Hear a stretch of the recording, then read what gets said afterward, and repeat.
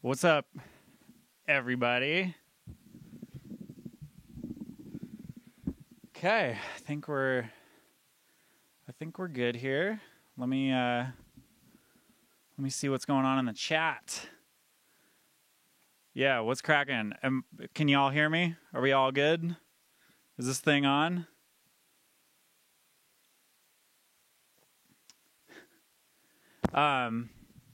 Tight. Yeah, let me know. How does everything sound / look? You can hear me. Okay. I gotta work on my mic and like get I don't know, get a louder setup going with the mic, but I'm slowly figuring this out as I go. Cool. So yeah, we're gonna make you know what? We're gonna make some fucking dubstep today, because that's what I feel like making, and I haven't made any in a long time actually. So I think we're gonna go hard. Yeah, I don't know. I'm feeling like writing some aggressive dubstep, which I never really feel like doing. Am I saving this vid? Yeah, I think we're gonna save this video. So yeah, we're gonna make some just ignorant, aggressive noises with dubstep. I got someone in here. Oh, Doppler is asking me if we're gonna use albino. Yeah, we could use albino. Let's come up with a game plan here.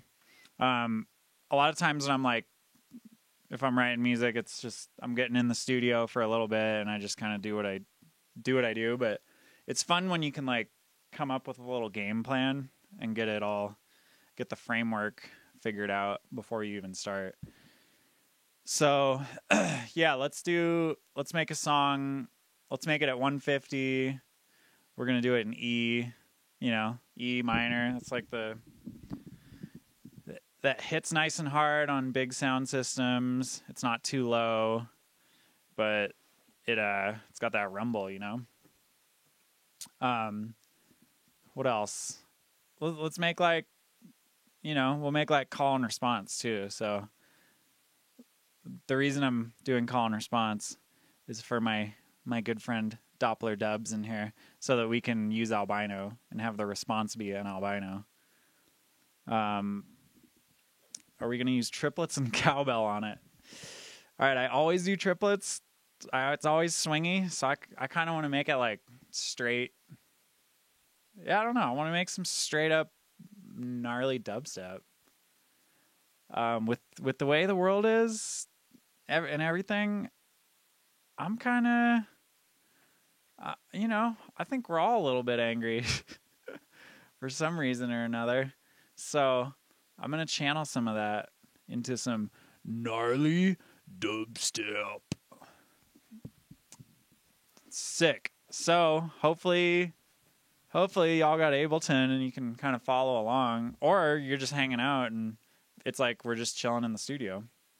So either way, even if you don't write music, this will be a good little hangout. Okay, of course my light turns off right when I start. I'm gonna light a candle too. I'm gonna get the diffuser going. I got all kinds of nice smelly things going on in here. This is a nice little candle.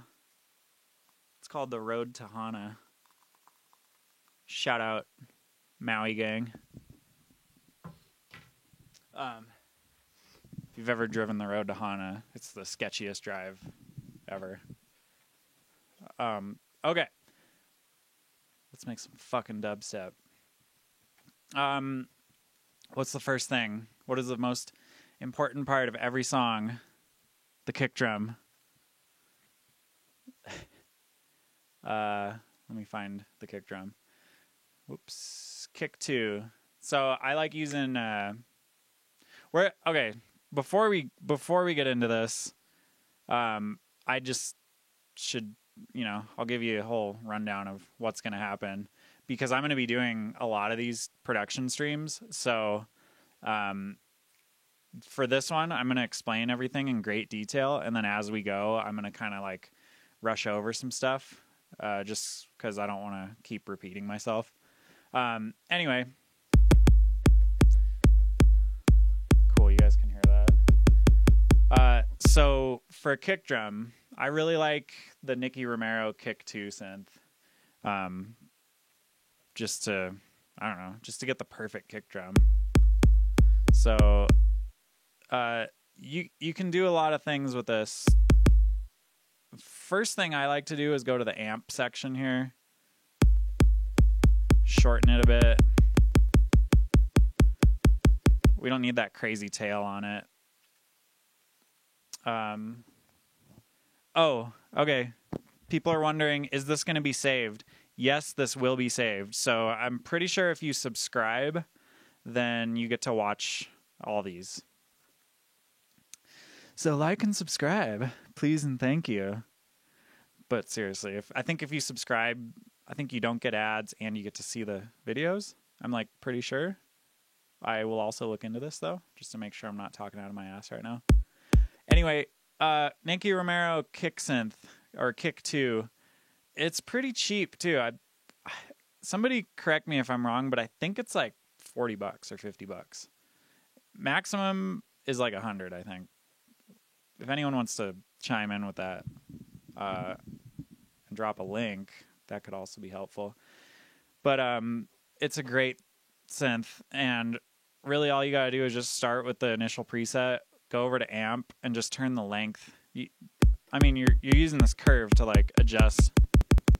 That's a little clicky.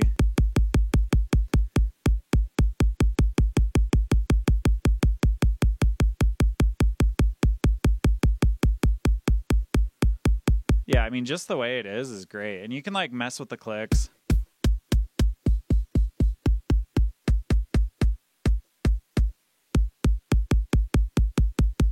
Is that the one it came with? Click 11? I don't know.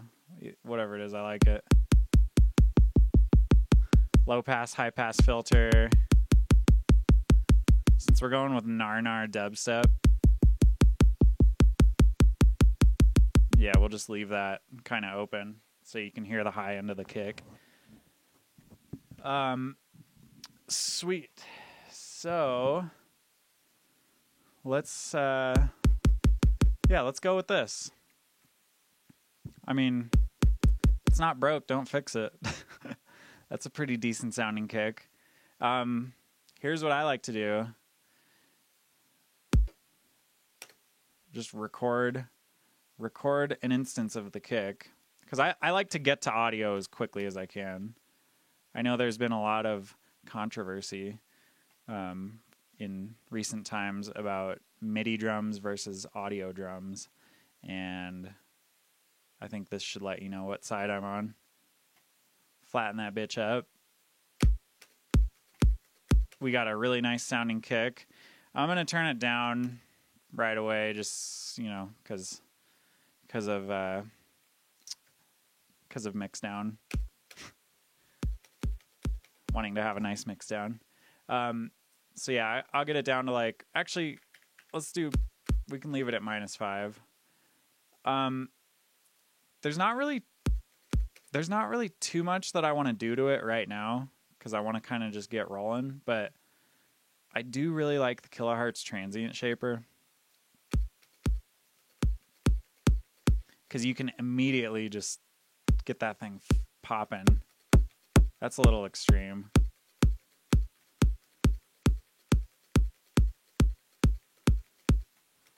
You can mess with the speed.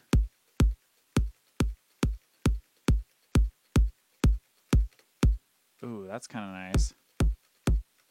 I don't know if we want to turn the clip on. We can use something else to clip it. But yeah, check it out. Like, without. Really, it just seems louder, I guess. But yeah, and then to make sure it's not wiling out too hard and just going all crazy clipping, there is a clipper built into that Transient Shaper, but Ableton Saturator is, I don't know, this might be my favorite right now.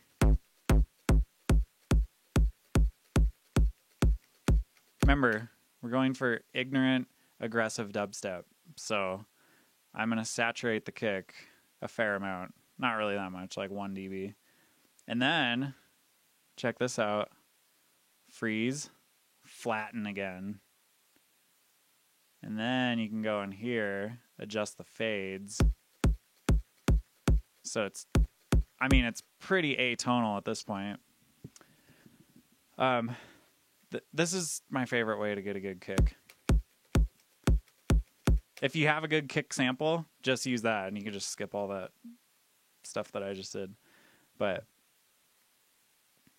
I think it's kind of a good move. Let's do some snare. This is where I like to use a sample because I've already done the work of making the snares. So this is my sample pack.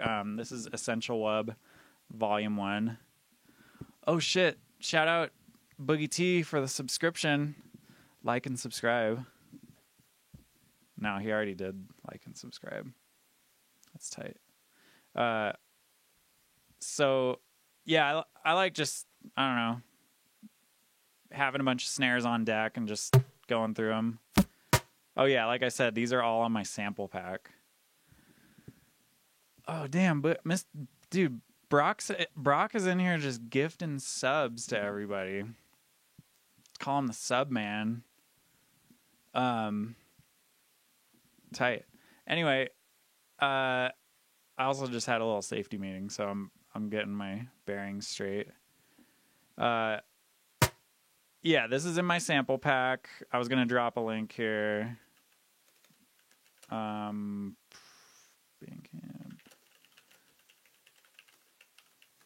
Let's see. Essential Wub Volume 1. Here. So I'm going to drop a link. If you guys want to get the sample pack, you can. It's like the first thing that pops up on my Bandcamp. But I've found it very useful. Like the reason I made it was to increase my own personal like production time and all that, and just to have a go-to folder of kicks and snares and blah, blah, blah. So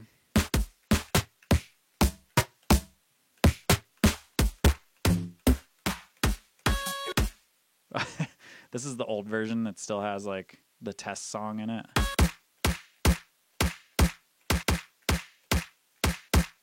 That one's kind of nice. A fat one. So let's just toss that in there for now.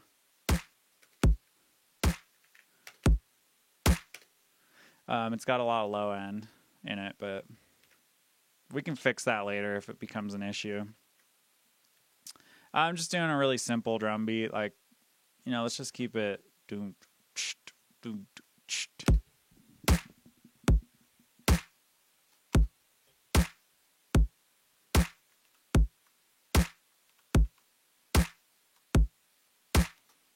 All right.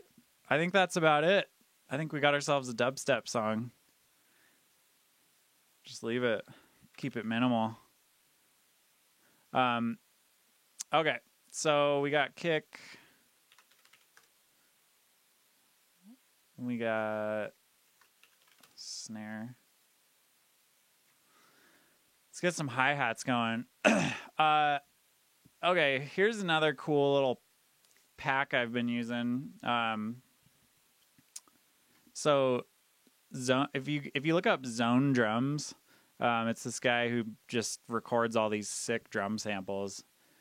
And I've actually I met him.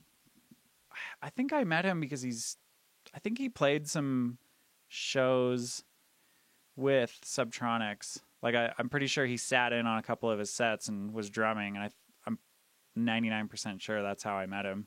And then I've like reconnected with him recently, and he hooked me up with this thing called the Stack Pack, which just has a bunch of good drum samples in it.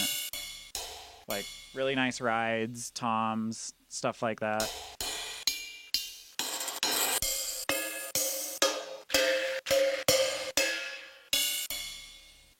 I don't know, like that's kind of nice. that could be a good like keep the rhythm going type sound. Nice little ride. That is not how you're supposed to do that. Let's see. Let's do this.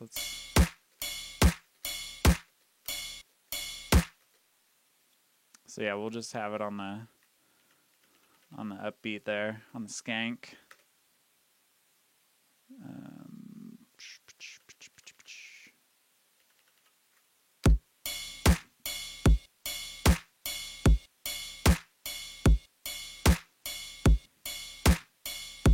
Yeah, we got a nice little ride.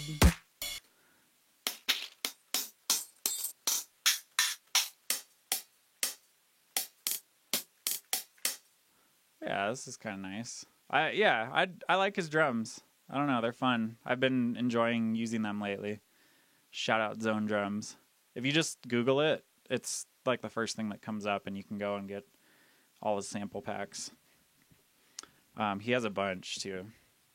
Actually, I want to check out. I might have to scoop a couple others. So, okay, let's just throw like a, very straight up little hi-hat pattern in here. So what I like to do when I'm making these little hi-hat patterns is get all of like the notes that are going to be in there.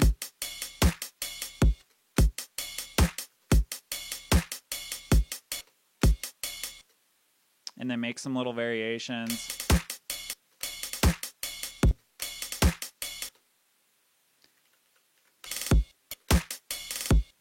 I don't know, just some little stuff like that. But then this is the part that really gives it like the nice human kind of feel. Basically adjusting the velocity of each note by going in here and doing the volume. You could do like pretty drastic change in volume there too, just so it gives it a little more of like, I don't know, head bobbing. Instead of like, it's like.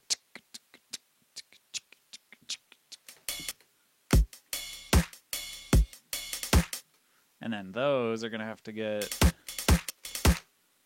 yeah, there we go.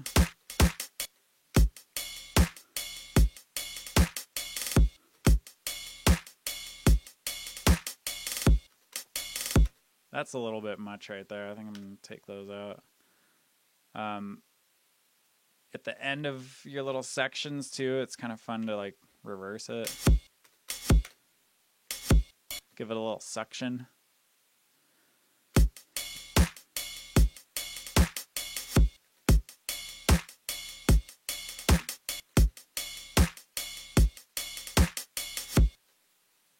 I don't know, see. Maybe we'll turn that one down a little bit.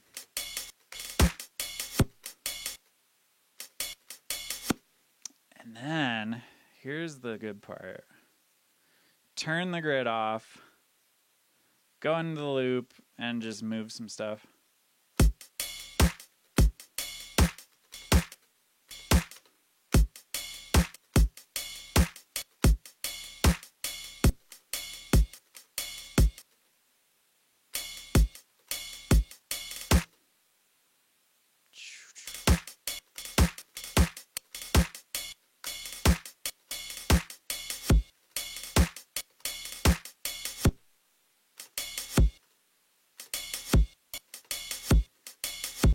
Boom. We just made a hi-hat loop. I like doing this just to stay organized a little bit more, but I'm going to Command J that bitch and just make it one clip. And then we got a little loop. Oh, that little thing, you know what? I think I'm just going to replace that little part. Just because I'm not totally happy with it.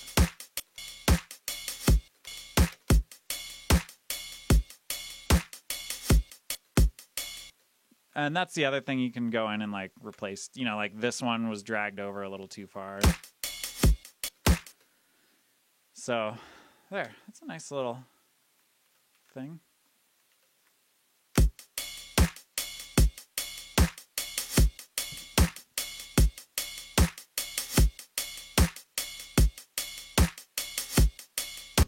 And then since we have hi-hats and rides going, I'm going to just make my little overhead group. This is just kind of how I do it. Overheads are right there. I'm going to sidechain to at least to the snare, probably to the kick, but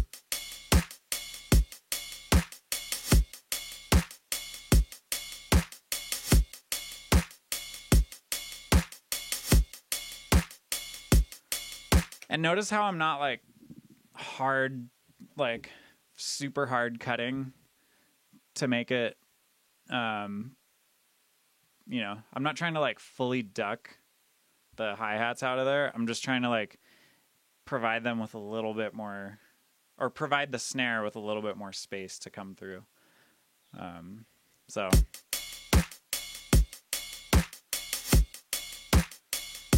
speaking of snare, let's get into that. Since, I don't know, with every song I like to just, I can't just leave the sample alone. I gotta fuck with it. So here's what I want with this snare. It's a little too chunky to me, but I really like the transient. So first of all, I'm going to save it because, let's see, Twitch 150 thingy. Really good at naming.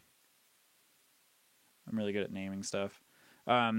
So yeah, I like the transient. I want to keep that, but I want to have like a top layer that's a little bit more, you know, has a little more sizzle to it. So there's a couple ways we can go about messing with that snare. We could just do this.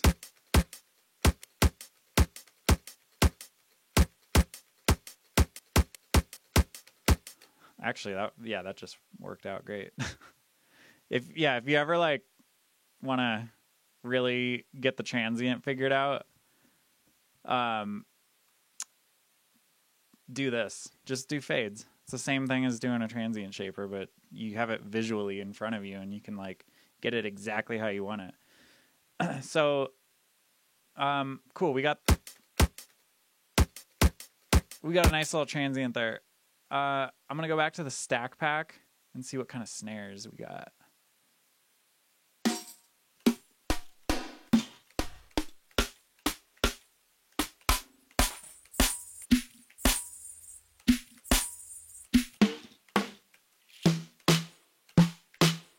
Ooh, that one's kind of nice. That's like pretty wide. There is kind of some reverb or something going on, so.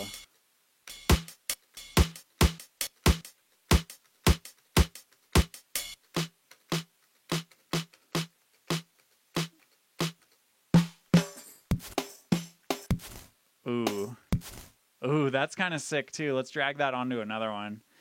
This is where I kind of like experiment and just get some instances of snares lined up with each other and then listen to them all.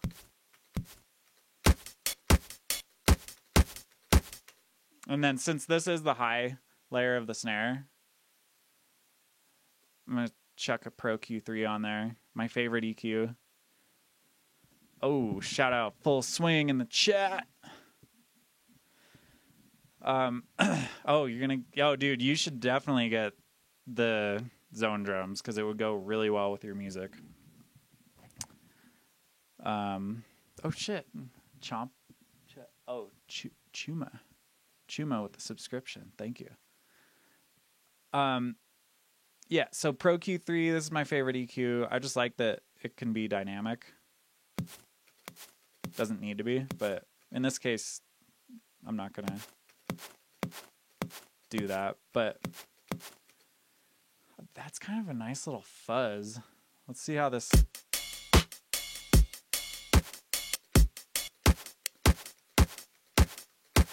Okay, it looks like the fuzz plays after this, you know, initial part of the snare, so.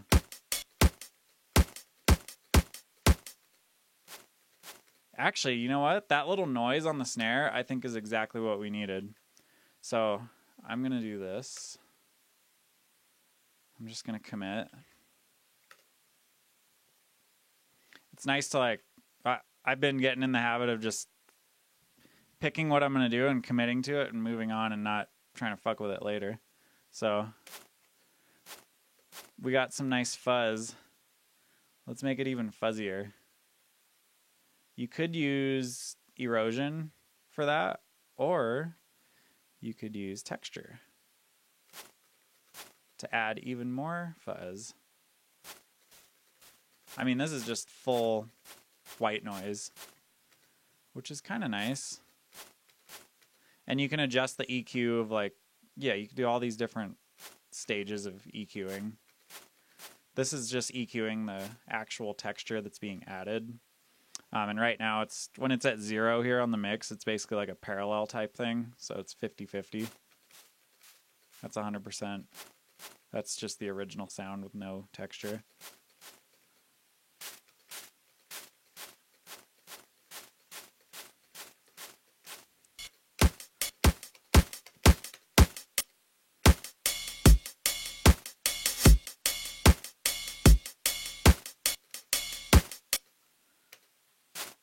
Yeah, so that sounded pretty good. There's not really too much that we need to do that right now. Although we could do this, group this, just so we know that that's the snare for side chaining purposes later on. And then we're going to group all these. These are drums right now.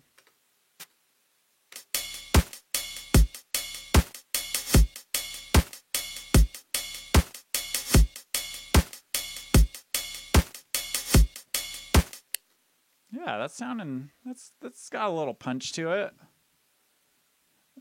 Not too crazy, but it's gonna get us started. So for the drums, like I don't know, I've gone through so many different iterations of like what I like to do on the mix for the drums, but really the glue compressor is just the move, and the full parallel setting on it it's just so easy, and it's like set up for you. Like I don't touch the attack or release or ratio. It's all like exactly how I would want it. It's a fast release, so it works quickly and it gets all those transients, and then it quickly like sucks back and keeps doing its thing. Okay, so right now with just loading it on there, it's doing about 7 to 8. 7, 8, 9, like 9 dB of gain reduction, which is kind of a lot. So I'm going to roll the threshold back just so it's not doing that much. The reason it's so loud is because there's 8 dB of makeup gain. I'm just going to leave that for right now, though, because I want to see what it's doing. And then I'm going to mess with the dry wet and just see how it's actually affecting the sound. So before, after. I'm thinking it's going to have to be somewhere in the middle.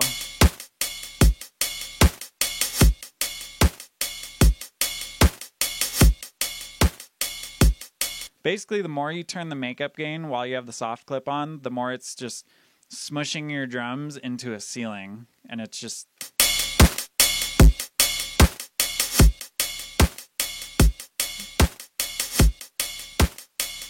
so it does add some character kind of, but I don't know, up to you. The more smushing you do, the more full your mix is going to be in the end, because you're basically like sacrificing dynamics for loudness. So I don't know, when you listen to like, think about like Moody Good or, even like Subtronic stuff.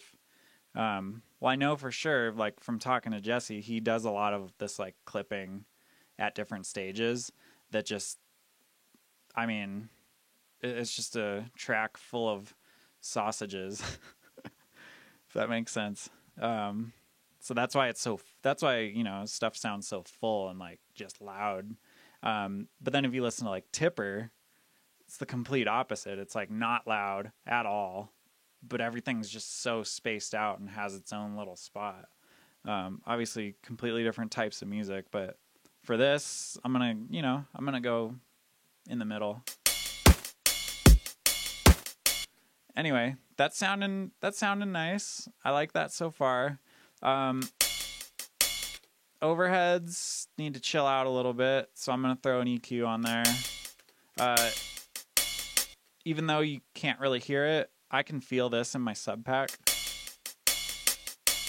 That ride cymbal is just kind of rumbling down there.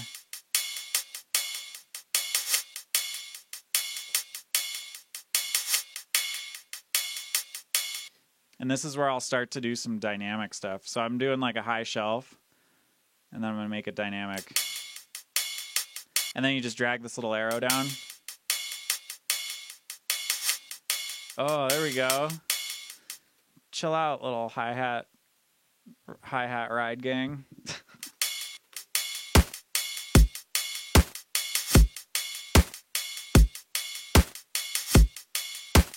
And then, a little reverb on there wouldn't hurt.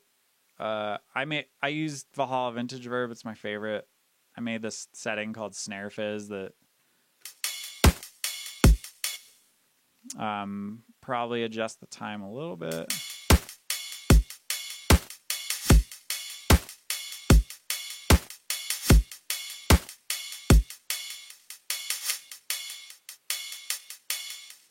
Yeah, you can kind of hear it. It's more of like a dimension expander. It's not really it's not really like I'm not using it as like a big room or a concert sounding reverb. I'm using it more as like how you would use a delay to like, dimension expand a little bit.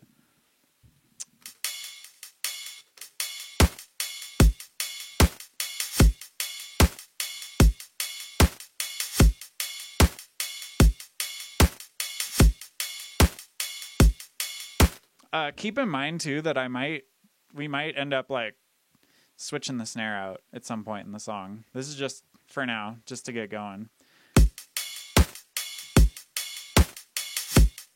Okay, so in the overhead group, since we're doing the dubsteps, I gotta have a crash cymbal in there. And my favorite crash is actually one that I made in my like really old sample pack. So old, I don't remember what it's called. That crash cymbal just does not get old to me. Although it is pretty quiet, so I gotta...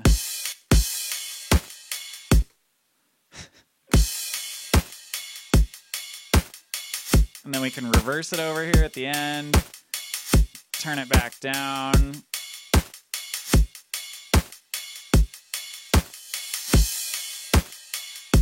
Yeah, it's just nice. But now that we got that crash in there, we need it to like...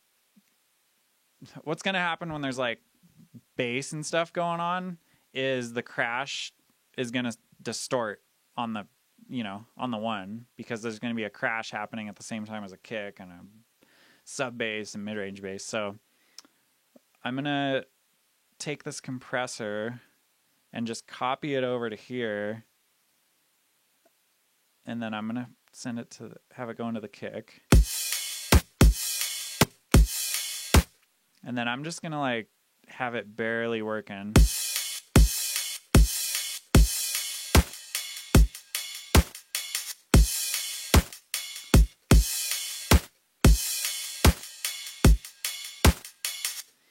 Cool. So yeah, when it happens, when it's playing at the same time as everything else, it'll just like, subdue it a little bit. So we've got a pretty decent little beat going here.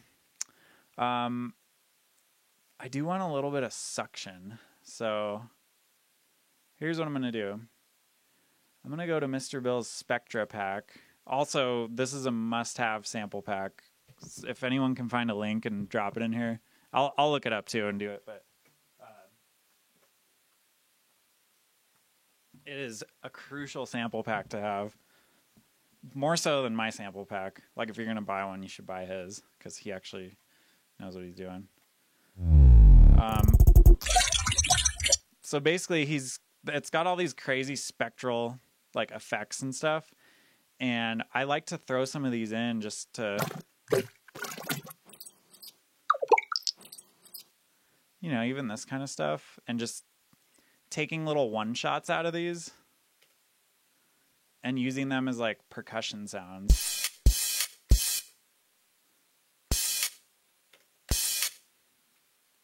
So you can just pick out a few of them.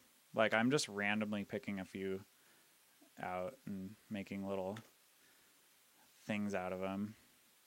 Yeah, let's just drag those over there so that, yeah, and you can just put them in their little spots.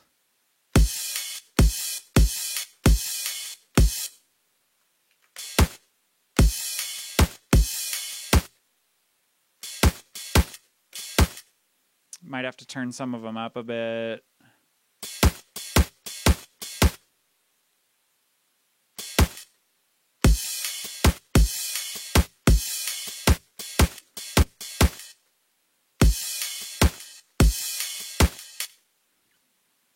And I'm just going to make like these little mini patterns that I can just repeat, just to give it a nice little flow.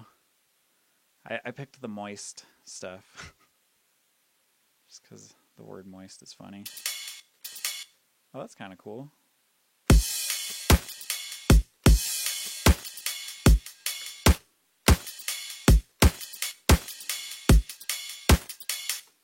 Okay, so I kind of like that little pattern, like so there.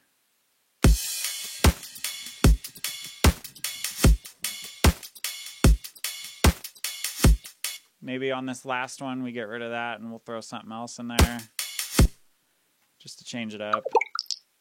Yeah, let's throw that in there. Create another audio track. This is kind of like my little staging track where I keep it off and I pull little, you know, I pull what I want for whatever I'm doing.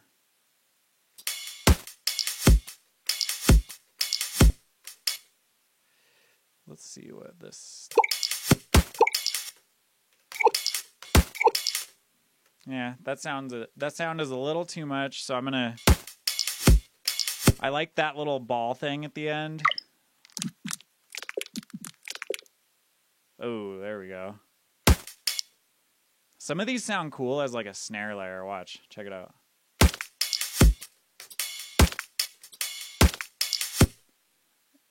Yeah, that's tight.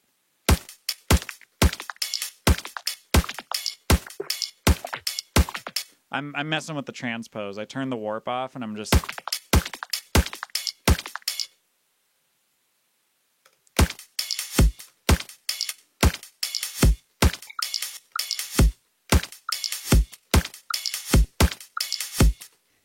Boom.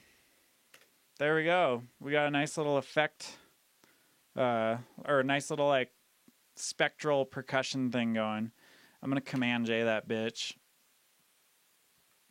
Boom.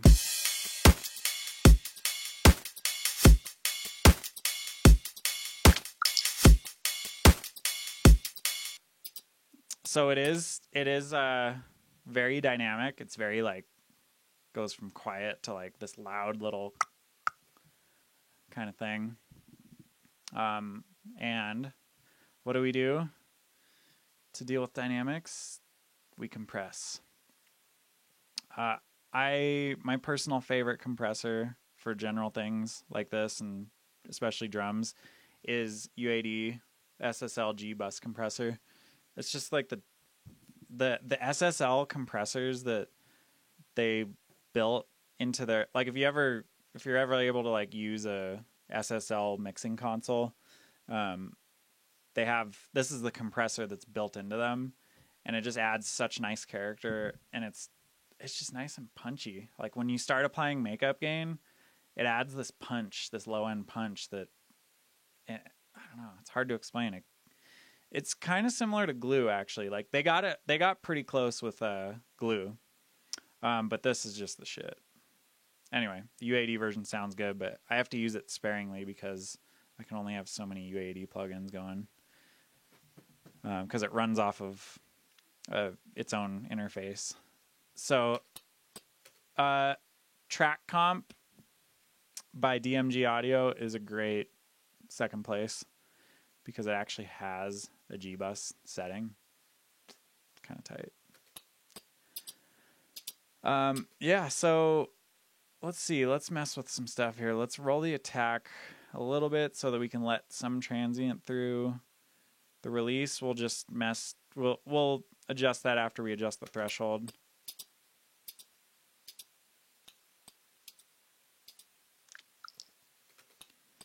As it is right now, it's got such a long release that when these sounds play really fast, it doesn't have time to like go back and work. So I got to turn the release down.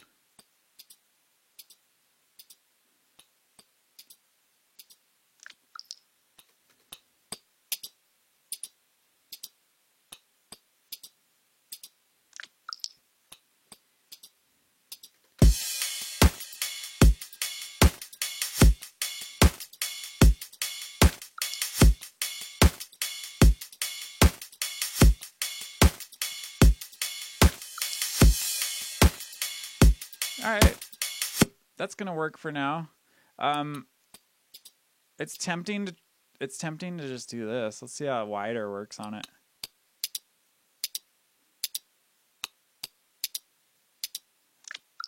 Yeah, we'll do a little bit of that. Wider, I like that plugin for these kind of things where you're not totally worried about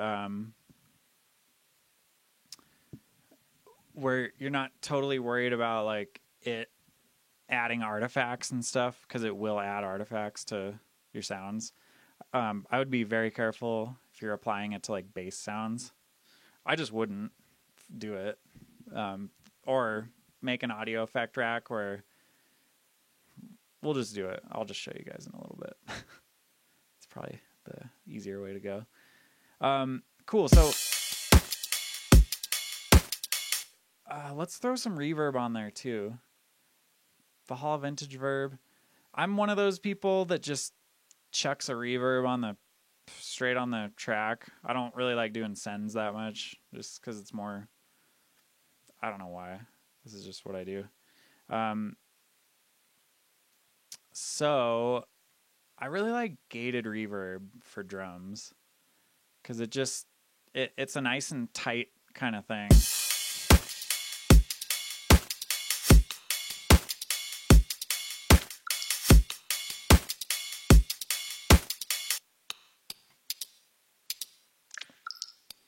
Yeah, that's kind of nice.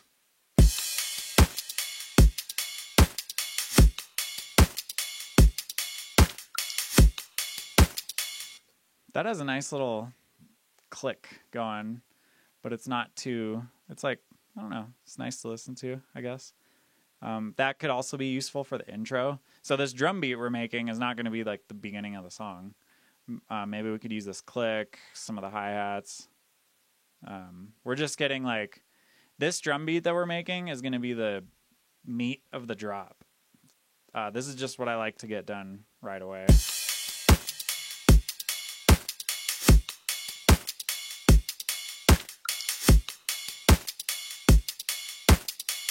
What are we missing?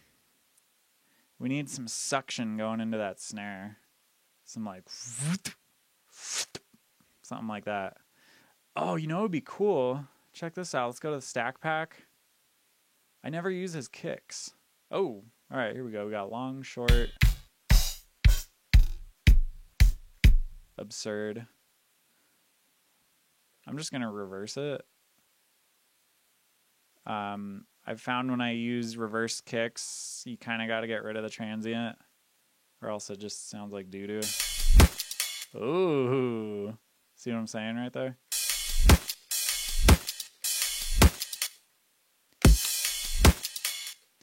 So it's a little too low.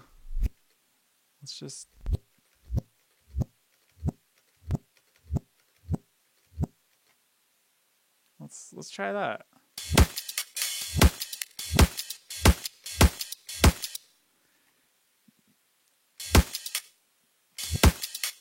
This is kind of cool. Normally I would have the suction thing going all the way up into the snare.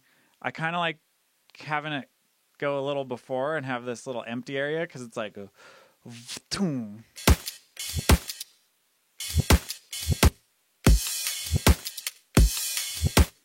So let's try it right there.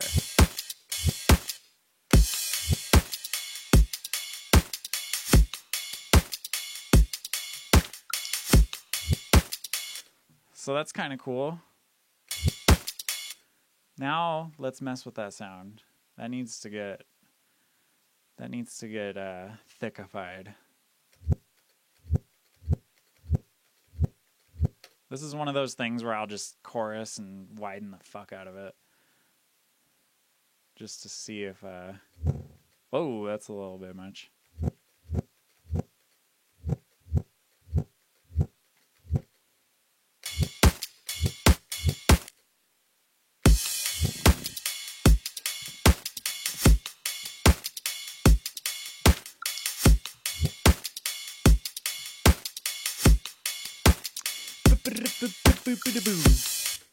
That's where we can start throwing. Oh yeah. Okay. This is where I'm just thinking out loud. Yeah, we need a little snare variation. My instant thought is to do this. Yeah, just a little dun, dun.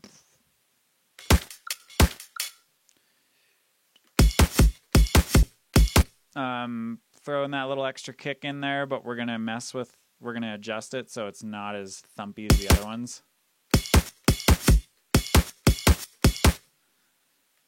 You could do a little kick roll. You can make them like really go nuts here.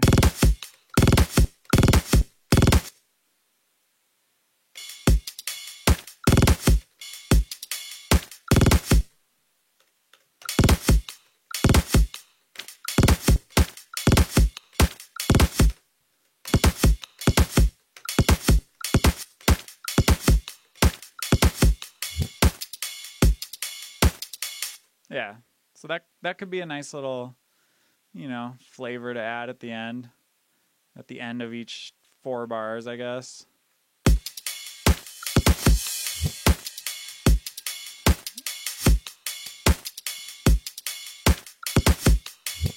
Yeah, just keeps it rolling.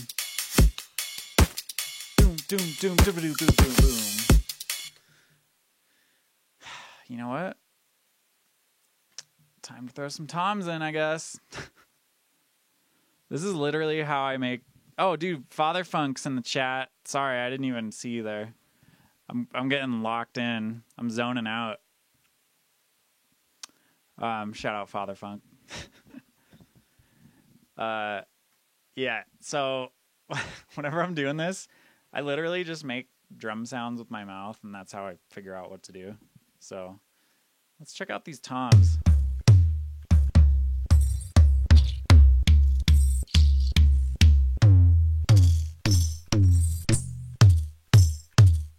That's kind of a cool one. That's got doesn't have a very long release, which I kind of like.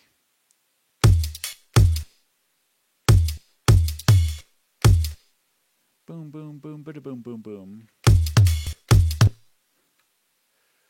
Boom, boom.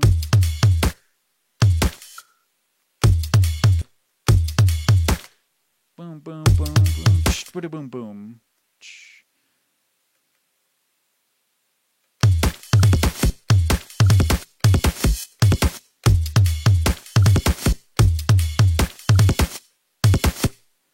Bada boom.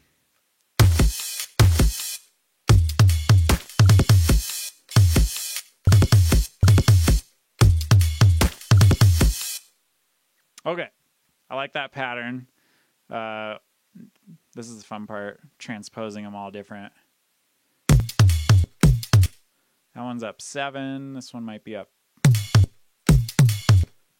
This one might be up like 2.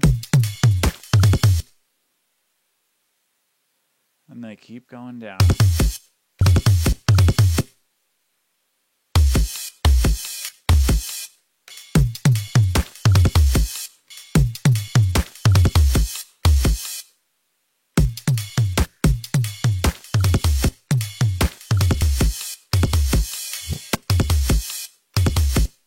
Okay. Okay. Now you got the kick interacting with it. Yeah, that's kind of cool.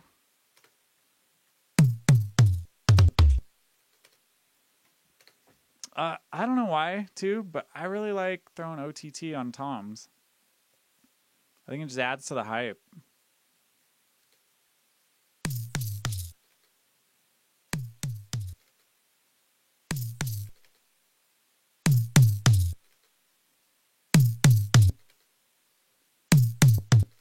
Yeah, see? I don't know why. Cuz you don't want the toms to be like perfect sounding like you would want your kick and snare to be. You want them to be kind of rough and like loud.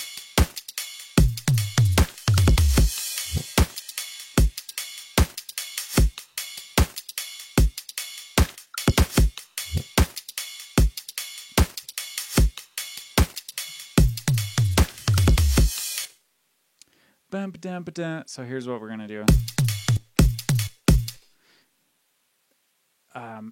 We're gonna add little like accent toms, but we're gonna make them super quiet. Let's see if this works.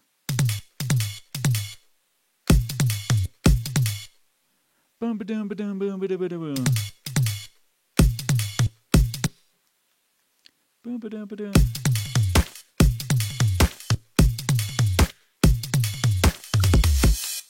Yeah. Think that was a good idea.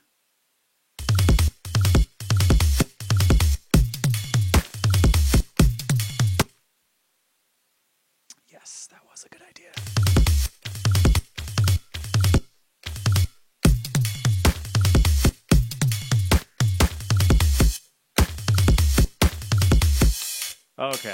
Okay, now we're talking. Yeah. That's a nice little tom thing. I'm gonna freeze it. I'm gonna flatten it because YOLO. And then we got a little, I don't know, I think it just makes it easier when I'm working on stuff if I just freeze and flatten all the time. So I'm constantly just set up with like a clean audio version of what I was working on. And then look, you can see that. Yeah, you can just see what's going on better. Cool. Let's save it. Oh, this is random, but I saw Brock telling me to collect all and save, so I'm gonna do that. We got drums. They sound pretty fat. I'm pretty happy with it. Yo, I'm gonna try and see what's up in the chat too.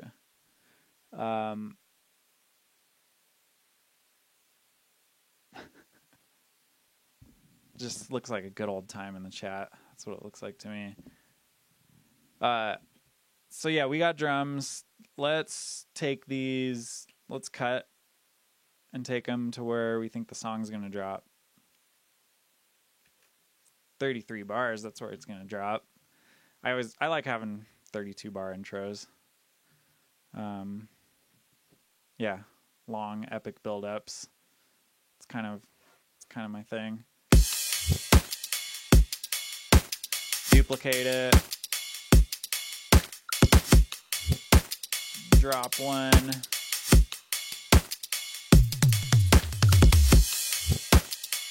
That little suction snare definitely needs some work. Let's just throw an EQ on it.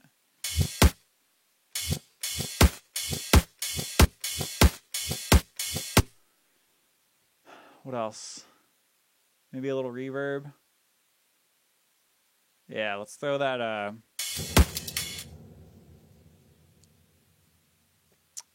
let's throw the fizz on there.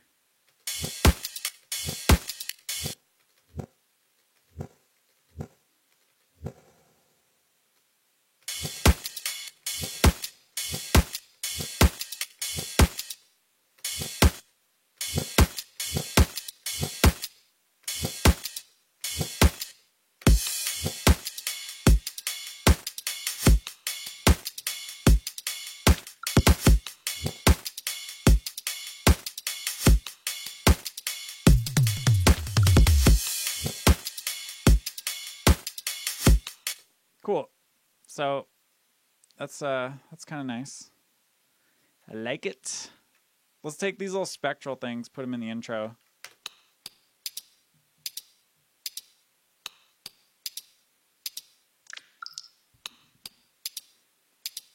This will be a good intro thing to have. I'm not a huge fan of just like having my drums be all gnarly right from the get-go. So I'm just gonna throw, I know this is so basic, but just a Lex Luger clap.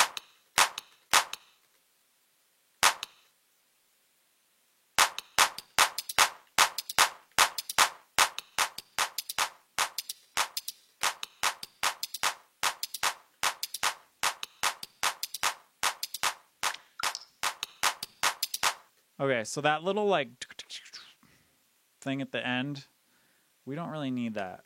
Let's just do this part repeated.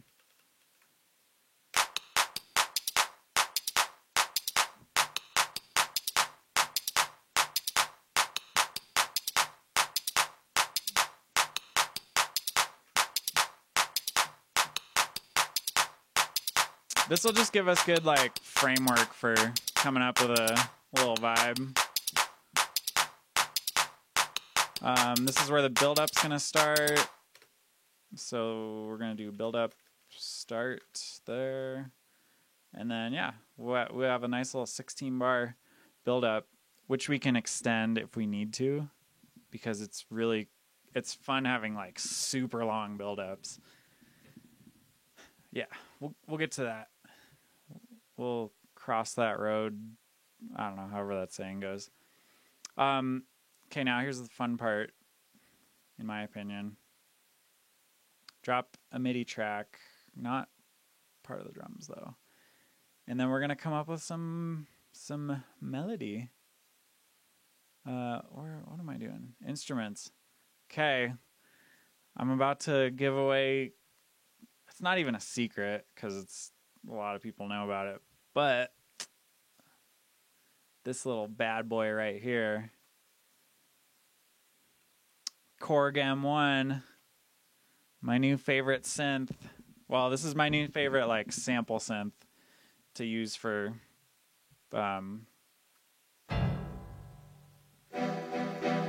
just melodic stuff. Rusko was the one, well, Tom Shank-Aaron told me about it a while ago. And then, yeah, I was talking to Rusko recently and I was like, dude, where do you get this sound? Where do you get that sound? And he's like, oh, Korg M1. It's all from the Korg M1. So yeah, Father Funk is right. He knows what's up. That's what they used for all the old rave stuff. This has that piano too. So you can select these little like categories to kind of narrow down what you want. But if I do piano, dance, techno, there should be, where's the house? It's like house piano or something. Where is it? Rave. Is it rave piano? Oh, M1 house split. Here we go.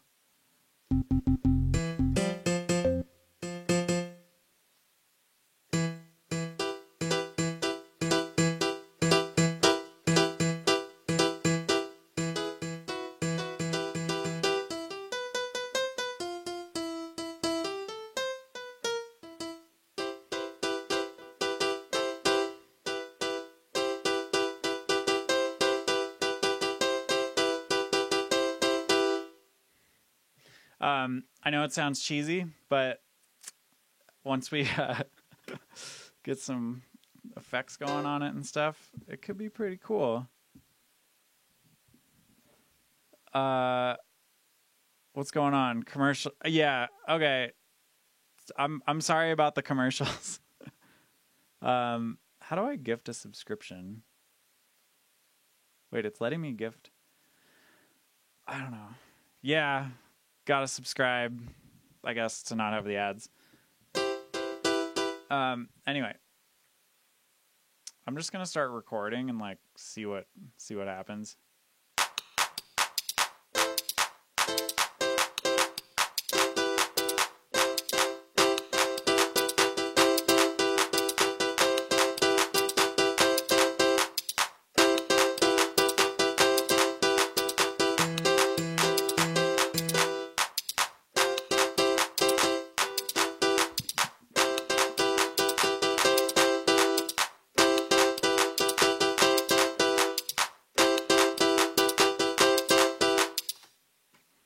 Okay, that's...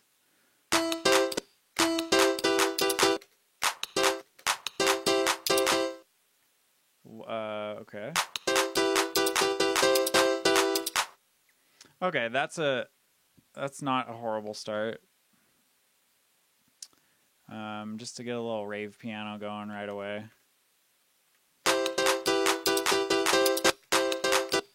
And I'm not gonna perfectly quantize it, but there are a couple spots that I'm gonna quantize so it doesn't sound like total doo-doo. Like these.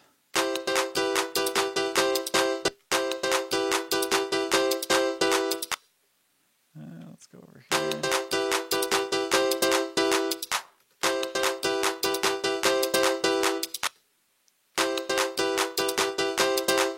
And then I'm going to just Command J so it makes it into a clean clip. Yeah, and then let's just copy that.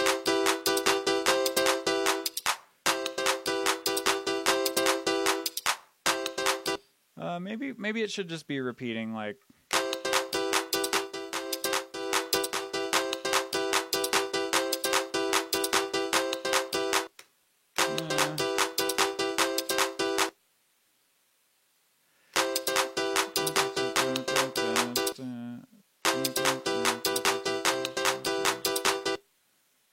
Now my computer's gonna... I need to get a new computer, by the way. So, sorry if lagging starts to happen.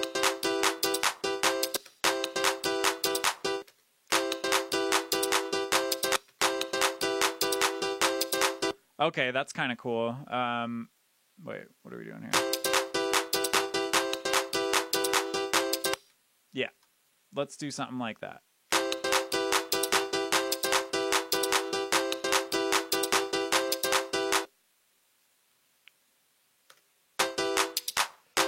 Okay, that's a good little phrase that'll get us started. Let's duplicate that. Okay. Oh, Mr. Funk has been gifted a subscription, I think. Thank you to the Yo, I can't even read that. I need to get some... Do I need glasses? The that's actually just a hard name to say. Shout out to you though for hooking up our boy Will. Cool. We got a little rave piano. Let's name that. Come here. Rave piano.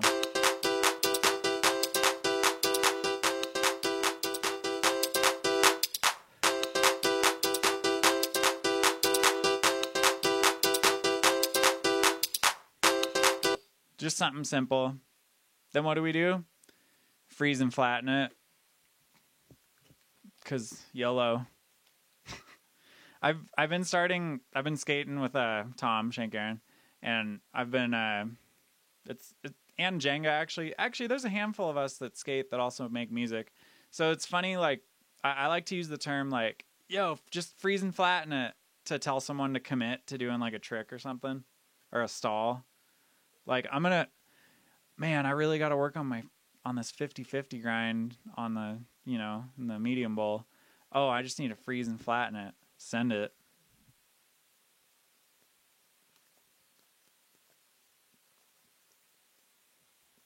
Sorry, I got to drink some water.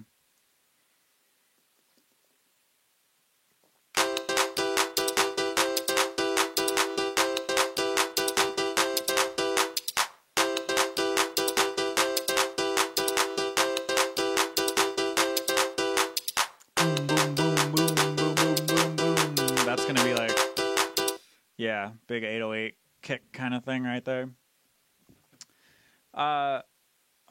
Before we get too far, let's see what this sounds like. Throwing a little filter on there.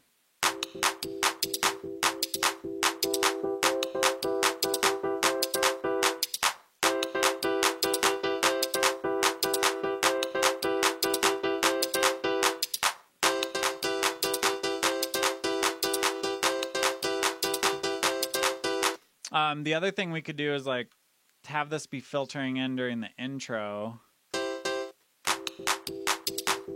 And then when it gets to the build-up, the beginning of the build-up, it fully opens.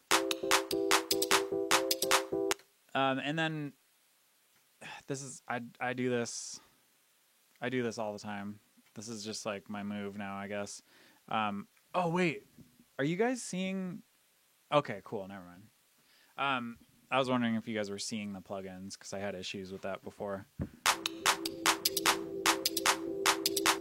Yeah, now it sounds like it's coming from space.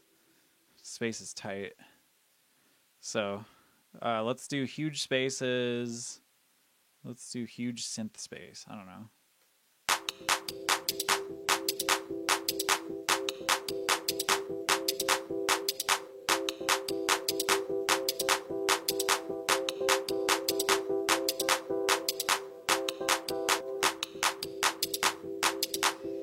By the way, we're probably going to get rid of that clap. I know it's annoying.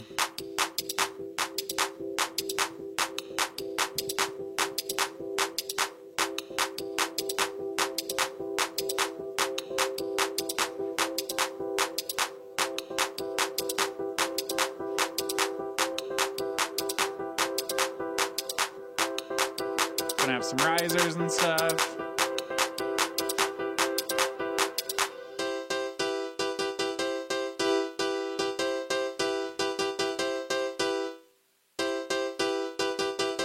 I'm imagining, like, I don't know, some almond breaks there would be cool, just to be playing with that, just to have that old school kind of vibe. I mean, almond breaks are just the shit. So, what did what's the sample pack? Oh yeah, I'm pretty sure Father Funk. I'm pretty sure you gave this one to me. This pack.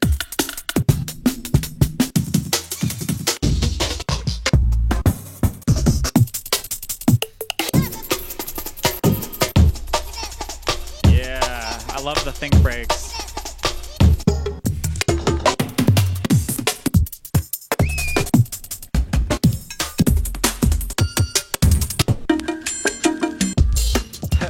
These are kind of fun.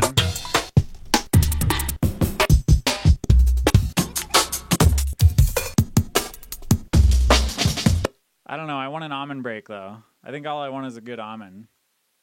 Do we have any? That's really like a kind of shitty version of it, but I'll make it work.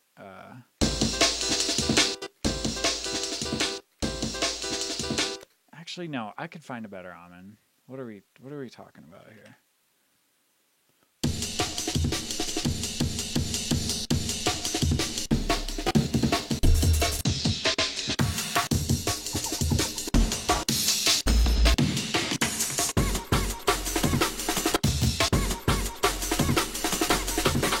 That's kind of sick.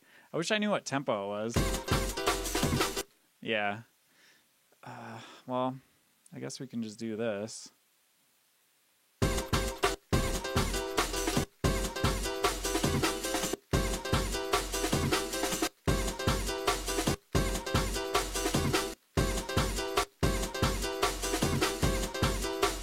Yeah, it's a little too all over the place. This one might actually be perfect. Yeah, let's adjust that and get it. What was that other one? 168? It looked like, or no, this is definitely not at 168.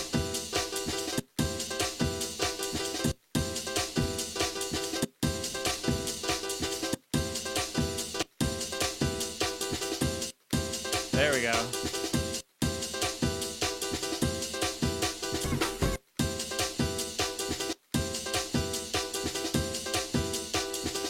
Ooh. Da-da-da-da-da. Oh, there we go. Sorry, this is just turning into me making jungle. It's just the way it goes sometimes.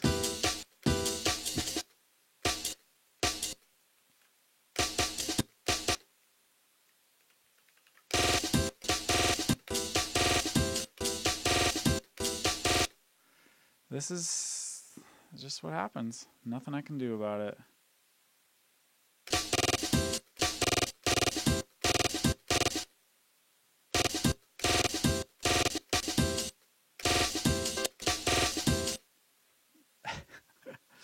Yep. I'm just going to go ham on this.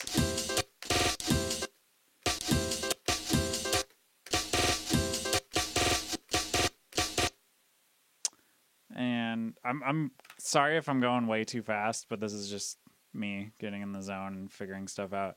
I really love chopping almond breaks. It's just, sometimes I'll spend hours doing it because it's just so satisfying when you get them perfect. I don't know. It's probably from listening to like Aphex Twin and stuff when I was younger, and like Telephone Tel Aviv and Prefuse 73 and like all these people that, I don't know, do crazy little chops and edits. I just love that shit. Anyway, I do a lot of like stutter things by like duplicating. You know, I duplicated the snare here and then I consolidated all of it. And then I'm loading up the transpose little envelope and then just, I don't know, drawing little fun little lines. There you go. That sounds like we're making jungle here. Dang.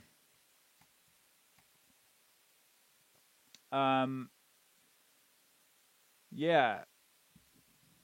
Yeah, it's funny how Father Funk's in here saying that he used to listen to Aphex Twin before any other electronic music. I did too. I used to listen to this stuff way before I was into dance music. I thought dance music was kind of cheesy until I started partying.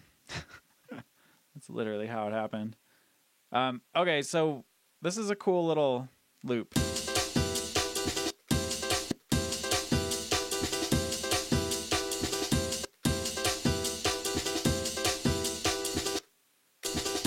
I might want to mess with something there. Let's see. I think I might do this. With this last note, I'm just consolidating. I might just stretch it out.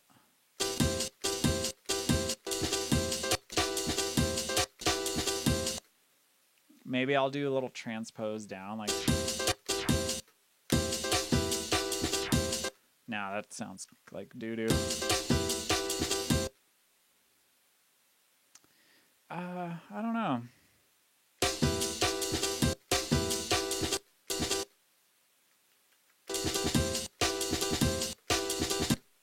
Let's see what this sounds like. Nah. How about this?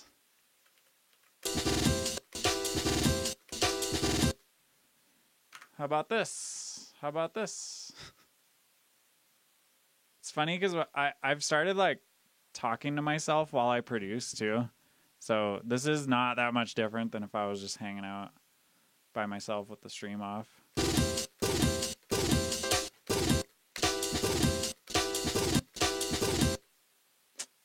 There we go. Yo, shout out Tyro in the chat too. I saw Tyro's in here. Sup. Here's another cool thing you can do if you're feeling daring. You can have the little piano do the same thing. Not sure how it's gonna sound, by the way, but let's see.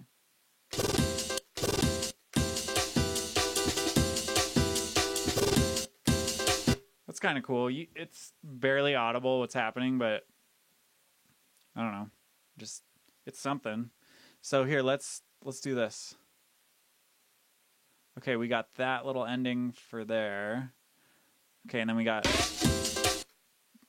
that. So we have a what, 4-bar Amen loop that we just made, which is kind of nice. And then we have a nice little piano loop that does the little stutter. So let's repeat this over here.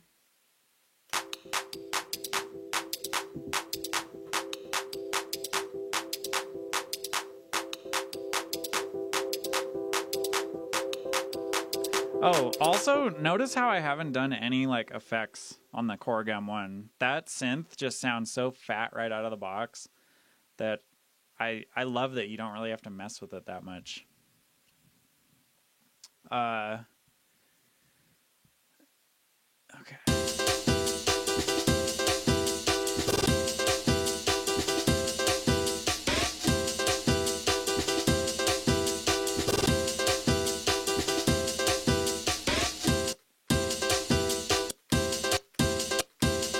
I'm already thinking build up.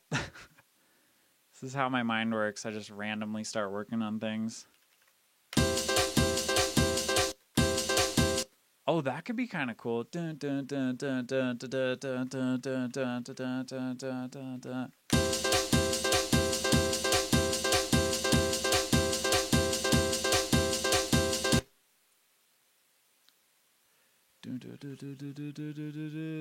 Part of me wants to make this build up longer. Okay, just bear with me here. Something's happening. I don't know what.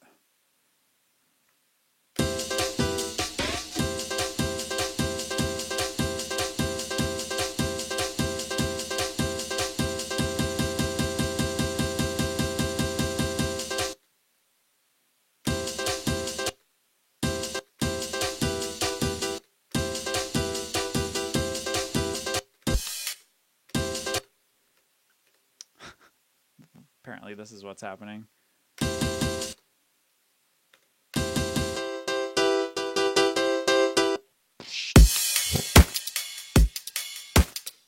Okay. I mean, that's kind of the vibe, I guess. That's what's happening.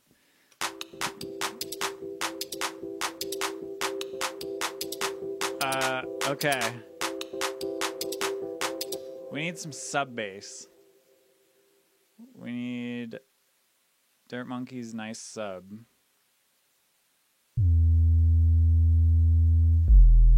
Ooh, that's a rumbler. I got my sub pack on the ground and it's just feels like there's an earthquake happening right now.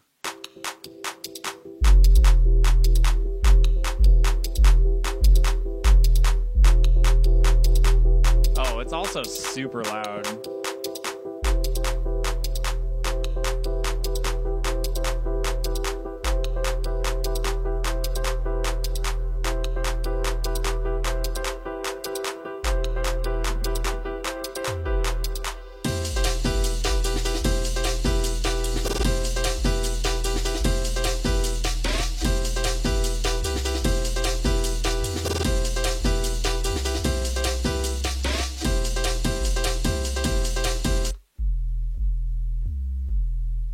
So that could be a kind of cool little sub bass line to have going there, like.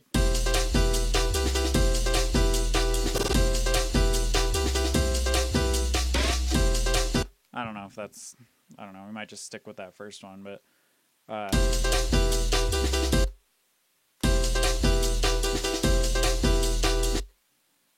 Yeah, keeping it simple might be the way to go here. Like just boom, boom, boom, boom. Boom, boom. So, okay, this will be kind of cool. Like, instead of going into like a big empty space where a build-up's going to start happening, you're going into like this jungle kind of beat that eventually just turns into the build-up and then to the drop. So, you got this part to mix in with.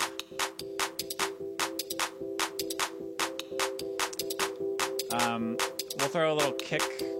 We'll give that a little kick drum layer. Although I'm going to make a new kick track.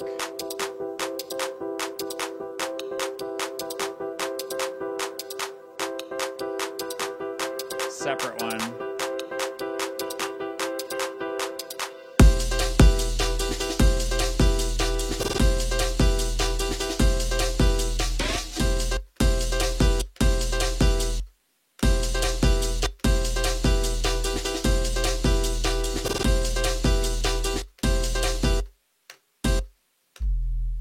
Okay.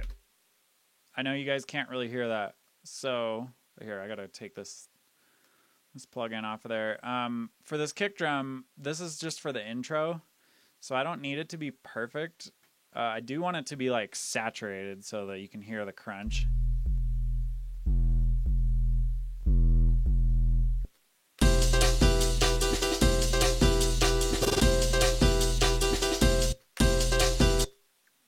And then let's try. Nah, we want that low.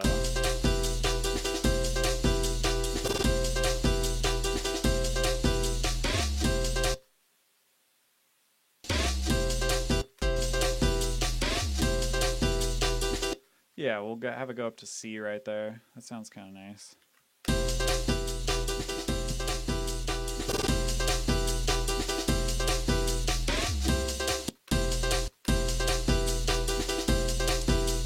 Actually, I wonder if going up to a different...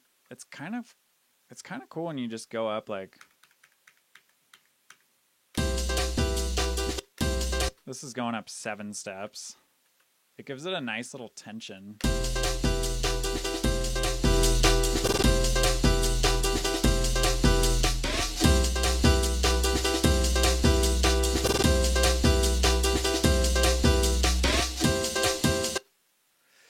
Okay, I kind of like having that little going up 7 steps thing because it just, I don't know, the bass lines need to have some melody too.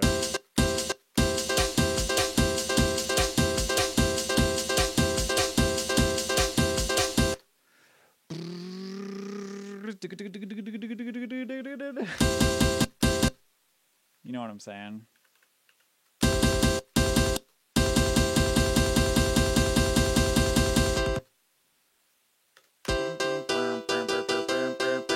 Hey, dubstep. You guys following? How's everyone doing in the chat? How do you still have camel fat? Somebody asks.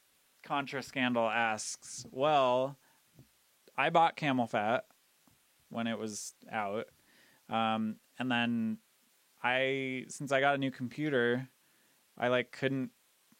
The company disappeared, so you can't really access your stuff that you bought. So I got a pirated version of it, since that's the only way to get it. But I did pay for it, so I'm not a total hack here.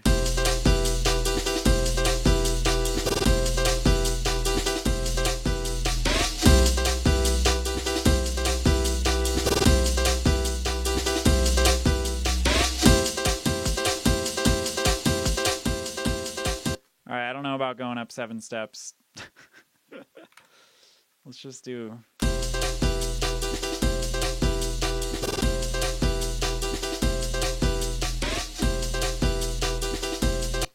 Okay, I know I said I didn't like using return tracks, but we're going to do one. I'm going to throw Outer Space on there. Shout out Boogie T for telling me about Outer Space. This is such a sick plugin. It's just the end all of delays. It has all these different settings. Basically this dial rotates between there's these 3 heads. It's like a tape delay kind of thing. So there's these 3 heads, tape heads that provide you with a delay. You could have all 3 of them going at once, plus reverb, which is this mode. You could just have one of them going, have one of them plus reverb. It's endless possibilities. But I wanted to use it here just for these little notes, these little end notes. Watch. I automate it.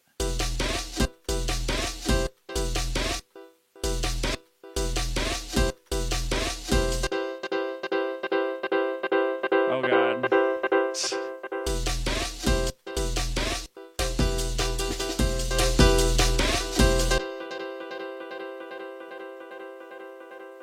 And just have it go right when the note hits.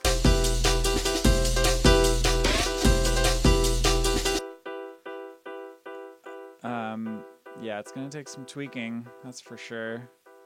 Where'd it go? Whew, this thing is gobbling up my CPU. I might actually, you know what? I'm not gonna do that right here. I'm gonna do DubStation instead. This is my other favorite delay. This is the one that I've used for a really long time. So 100% dry wet. Yeah, let's just see how it sounds. Tossing a little bit of... where is it? Oh, yeah, right there. Draw.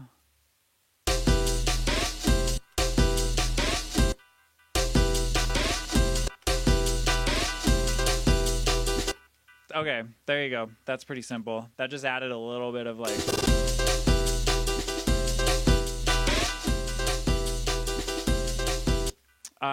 And if we want to really spice things up, we can do 8th dotted.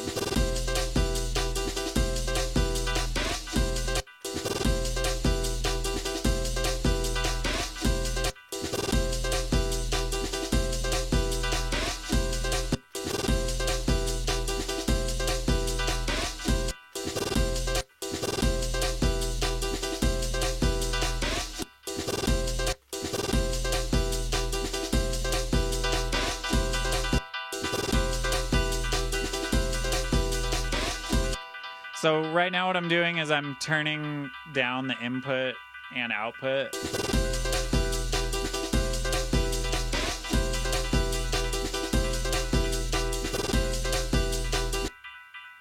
So what else do we have to turn down? The regeneration. That's just feedback basically.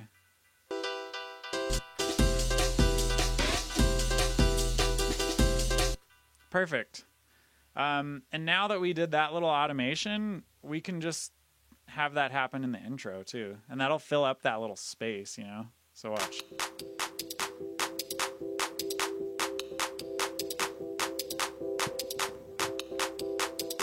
It just gives it a little bit of delay to fill things up.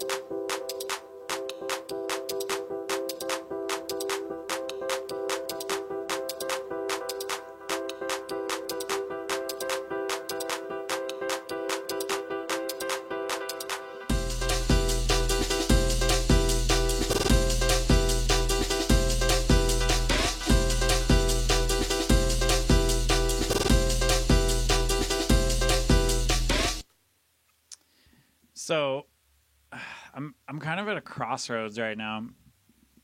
I part of me wants to double the length of this to have it go a little bit longer because it's really cool and jungly, but the other part of me just wants to get to the drop.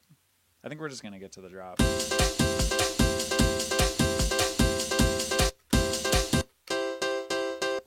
This is where we mess with the filter a little more. Whoa. Yeah.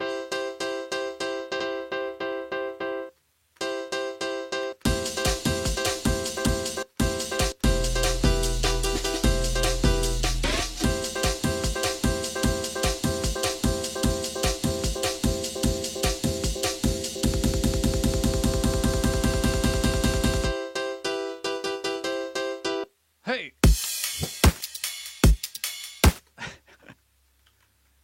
We don't even have any other melodies in there yet, or like skanks or anything. Let's chuck a little skank in there. M1. Gotta love the old M1.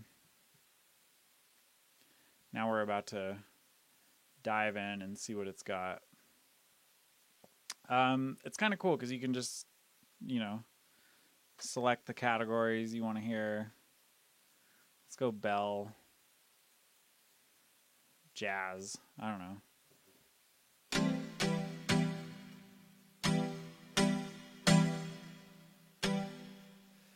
I'm gonna actually just throw a skank in there.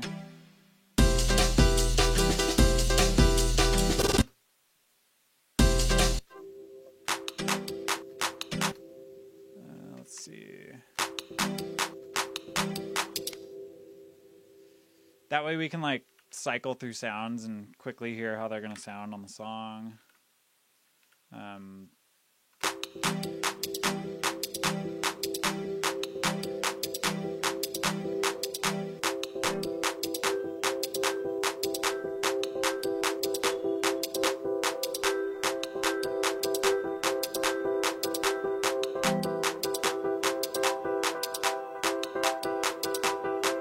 Ooh.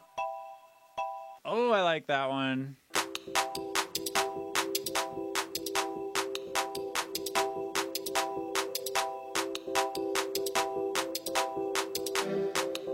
Oh, okay, so that's the other thing. Whenever you like are doing preview mode on M1, it's really finicky. Like you can't exit. When you exit the preview mode, it goes back to like whatever the preset was that was on before that. So what was it? Glockenspiel.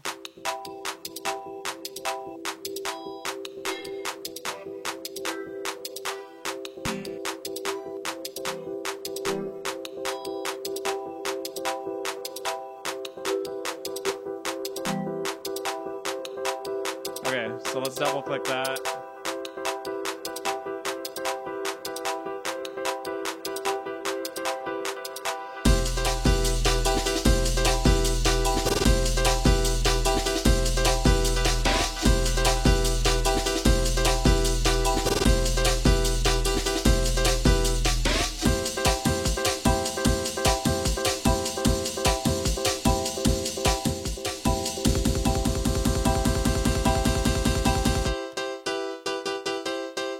Dubstep. That's kind of sick, actually. Okay, so here's what we're gonna do. We got a good skank. Freeze and flatten it. Just cut to the chase here. Twitch is using more CPU than Ableton right now. Is it? I don't know. I gotta get a new computer though. I'm gonna switch to PC because I'm sick of Apple. That's a whole nother story though. Okay, so we got the skank. That's all I wanted to do. I wanted to isolate it so that it's... I don't want that reverb on it. I just wanted the nice little... doop, doop, doop.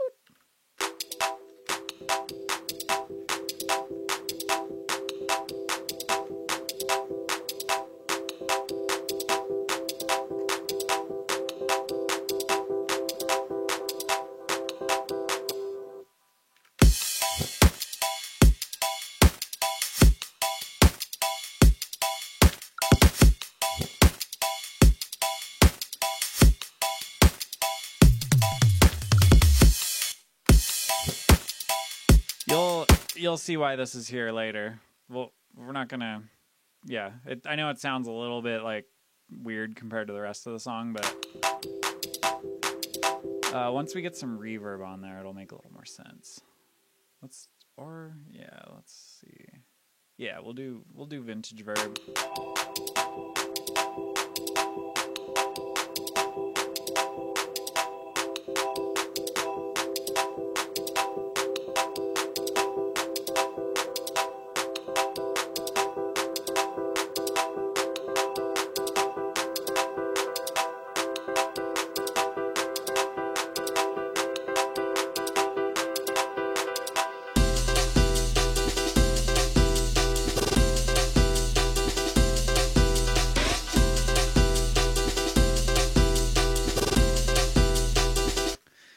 There's so many things that we could do here. I mean, I don't know.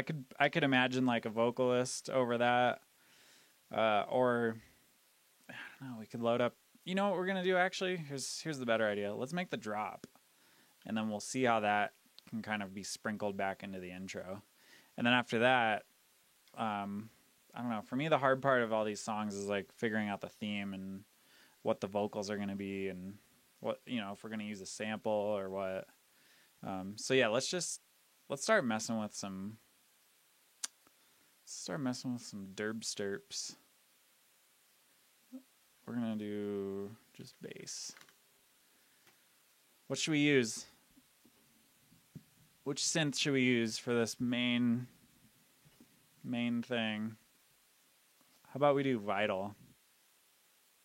I think we're all on the Vital train now, right? Oh yeah. Cool. So I got the Glork tables in here. These are the Glork 2. Yeah, I like messing with these. I mean, okay. I guess I guess there's that.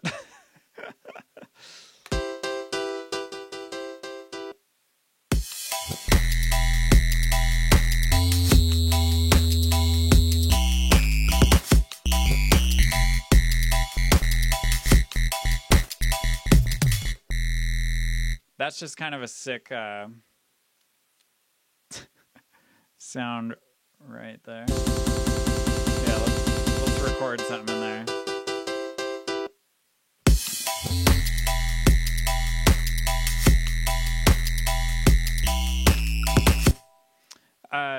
Those aren't going to be the right notes, obviously, but yeah.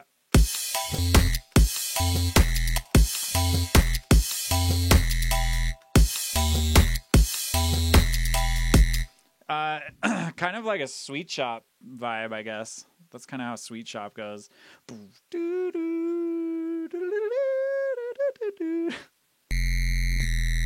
we got...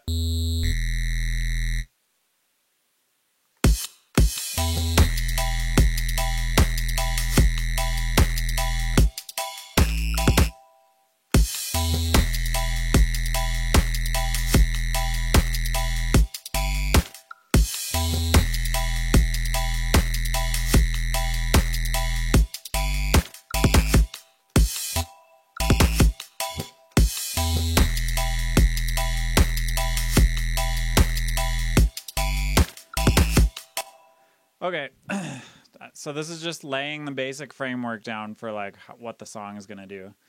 This is where I'm kind of thinking call and response would be cool. So we have this like really large, it's not large yet, but you know, you get the idea of what it'll sound like when it's all beefed up. This big release of a drop, and then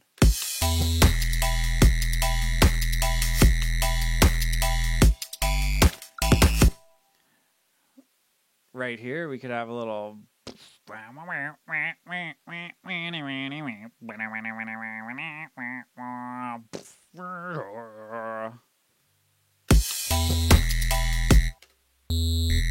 kind of liked how it was an F. Yeah, I like that. Okay, so let's get this thing sorted. Turn it to one voice.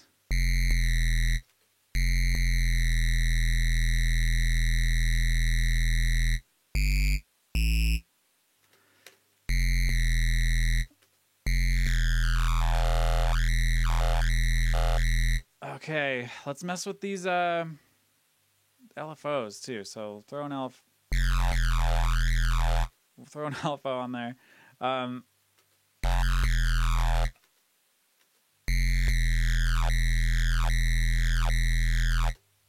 Yeah, let's just mess with this thing.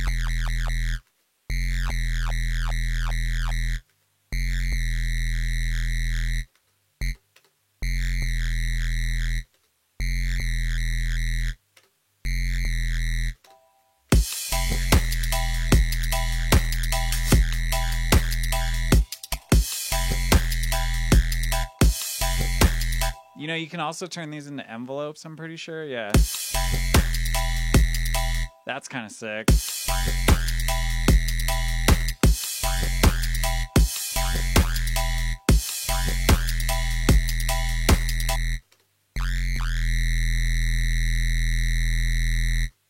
Okay, let's toss something on here. Let's like, I don't know, these are kind of cool.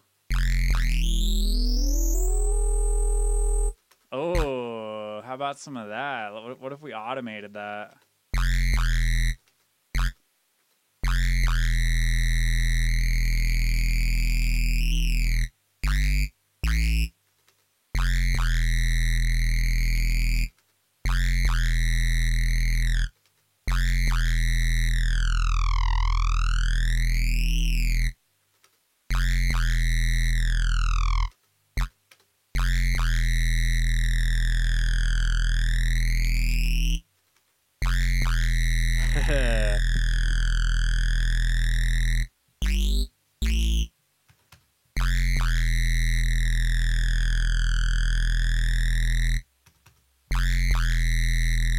I mean, that's a pretty cool sound that we didn't really do much to yet.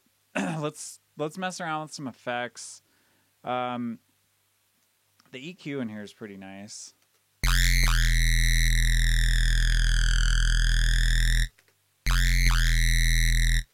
Gives it a nice little buzz.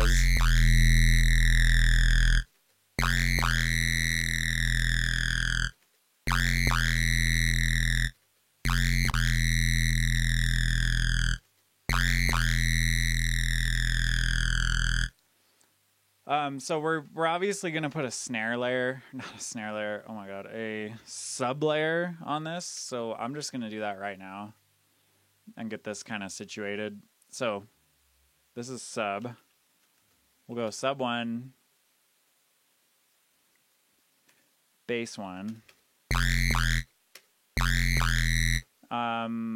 Dirt Monkey's nice sub, of course. We're going to get rid of this pitch envelope, and I totally forgot. I have the release kind of long on these, so I'm going to do this.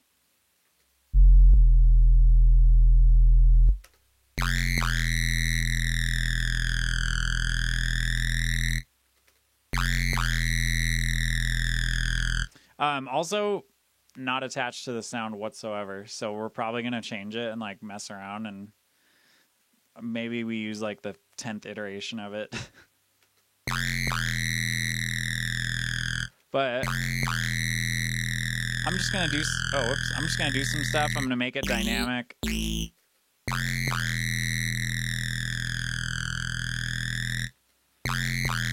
I'm going to give it a little boost in here. See how it sounds with the...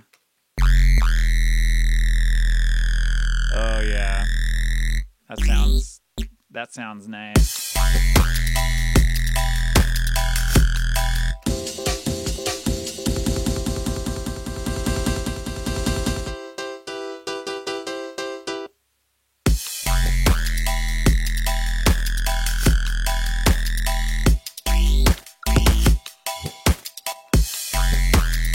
Okay. All right. Not sure if I'm totally sold on that. Oh shit, what's going on with the stream? Are we good? What's happening?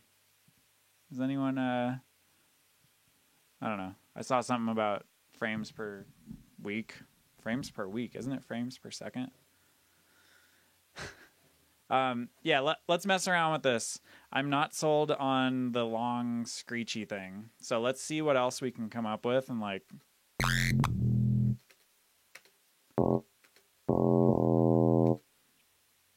Let's just go for some like random kind of shit. Final Glork wavetables. Full. Let's go into Morphe.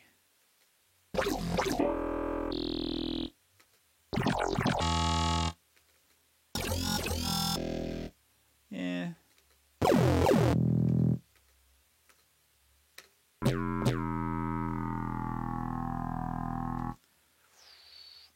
Let's see here.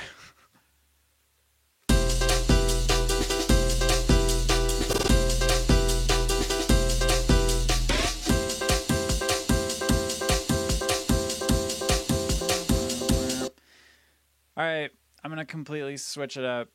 I don't think we should have that long note thing. I think it should be like, you guys are talking about wubs and stuff. Let's just do some wubs.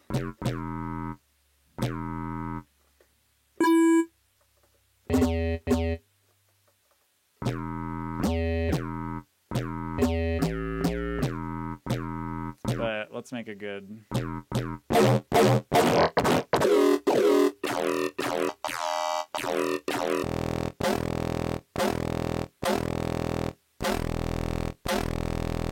What is happening? Let's turn this back to trigger.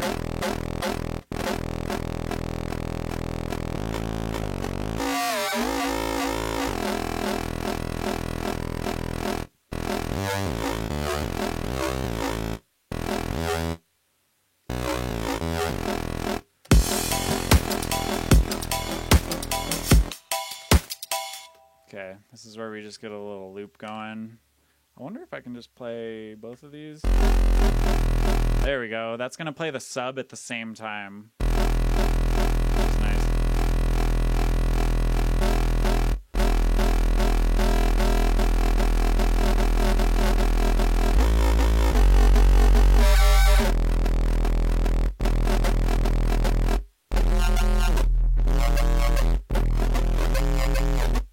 Whoa. We're getting a little weird.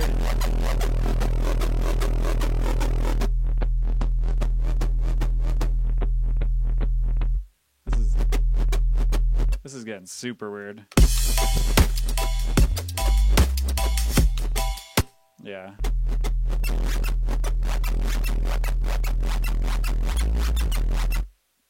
Okay, we got squeaks.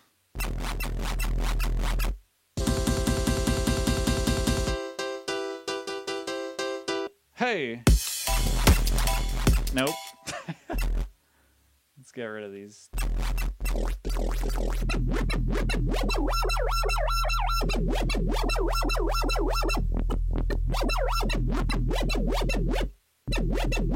Okay.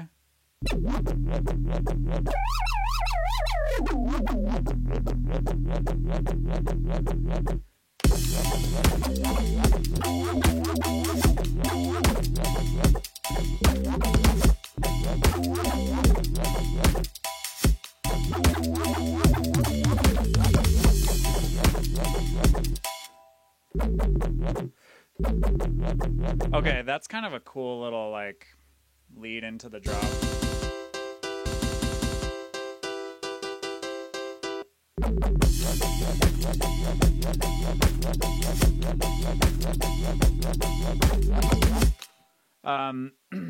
Yeah, I know that's basic, but once we get a cool sound in there, I think that'll make the drop pretty tight.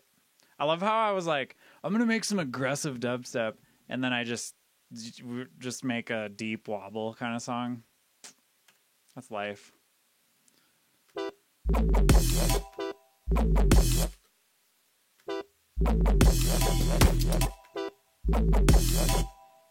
Okay, now we get to sculpt this sound.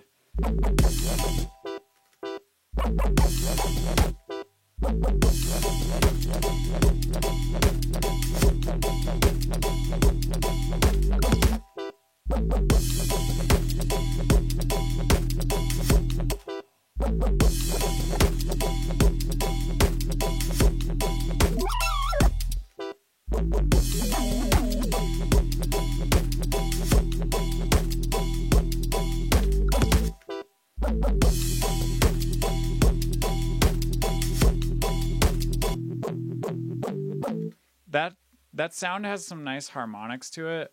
Why is that? Okay. Yeah, it's got some nice harmonics to it that are just like satisfying to me. So I'm gonna leave that for right now. Copy the sub bass. Whoops. Copy the sub bass down to here.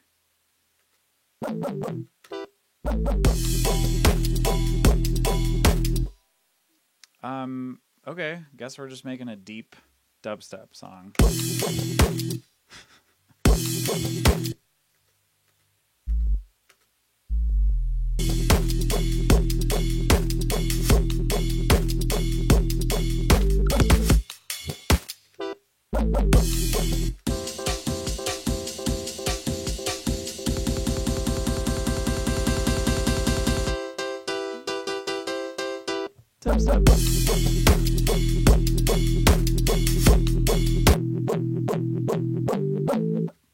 Okay, we have a little basic thing going here that I kind of like. So, just for the sake of like exploring and seeing if we can find something better, I'm going to duplicate that. Let's get some... Let's just get in here. Let's just get in here and mess around. I like the digital. This is digital from Serum.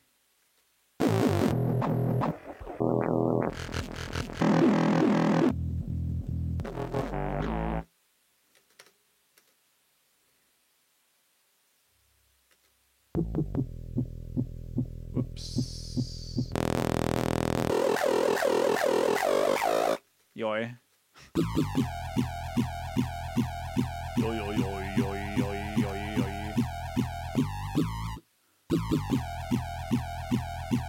Now, does not sound good whatsoever. What else? Harmonic. Whoa.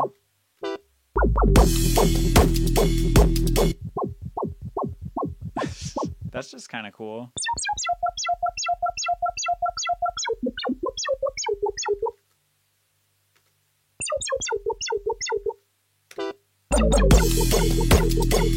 I don't know. I just like that sound. That's just a weird one.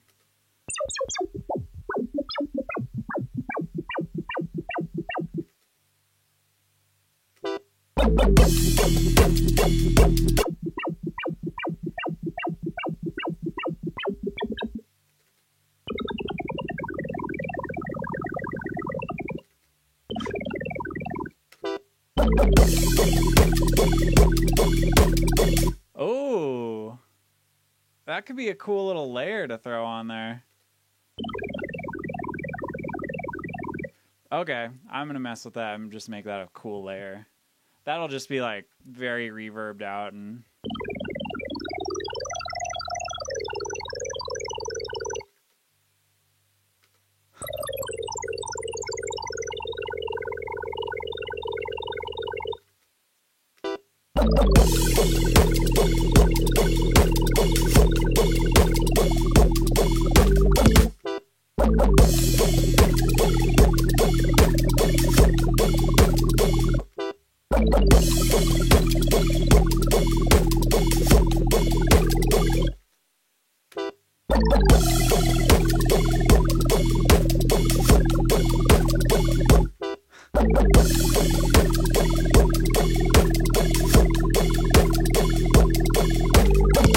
okay, I think I got the perfect little pocket of that one. That is a weird little sound.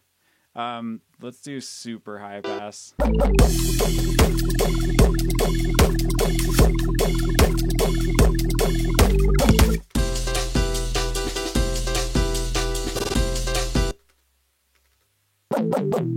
Okay, we still need to make this sound better though. So let's just call this one bubbles over here.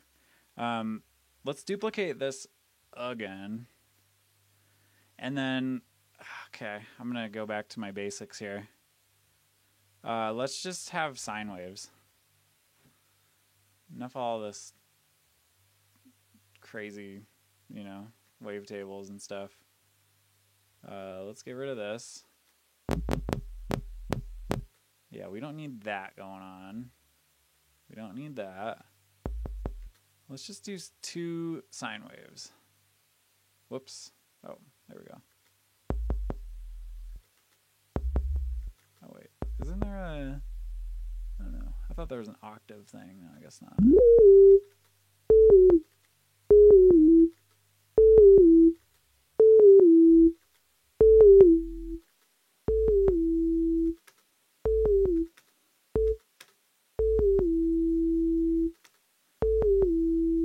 Okay, and then we're going to have to, like, throw that onto a filter. So let's turn this filter on. Let's do the old LFO on the cutoff. These both need to go to filter 1.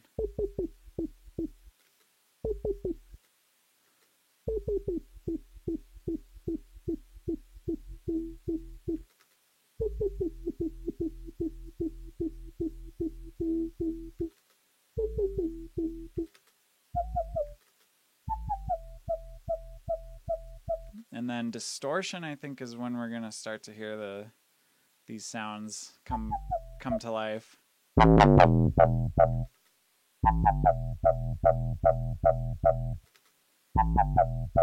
we'll mess with these different, like,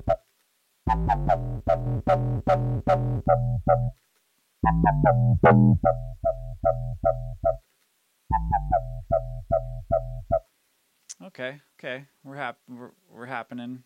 We're happening. Let's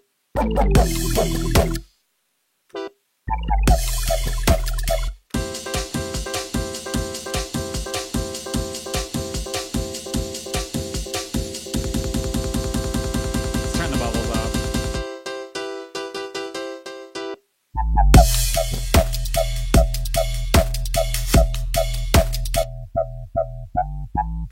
Okay, this is where we have a little fun. So I have the glide turned up on that synth for good reason, because I like to make these little long notes and then have it glide up for a sec. Watch.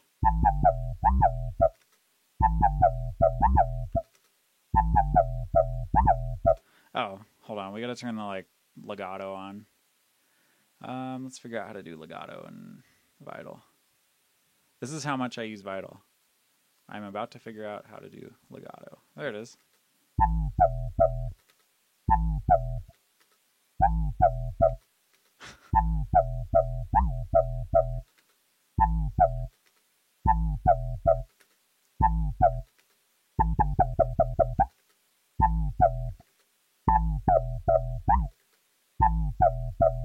Okay, but we got to separate the notes so that they...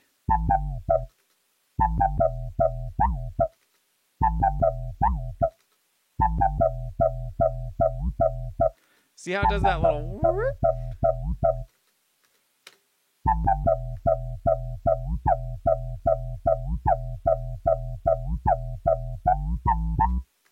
And then you can have little accent things here. Whoops. Hold up. Yeah, it's nice to have... It gives it little, like, little pitch bends. You can make them a little longer, too. Nah, you don't want them that long.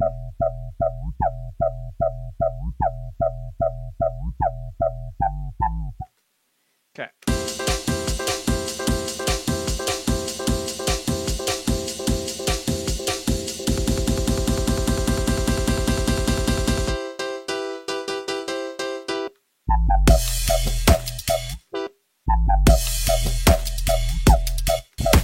And then I'm messing with this sub bass. This is kind of cool. It's like a rolling, it's kind of like a rolling bass line type thing.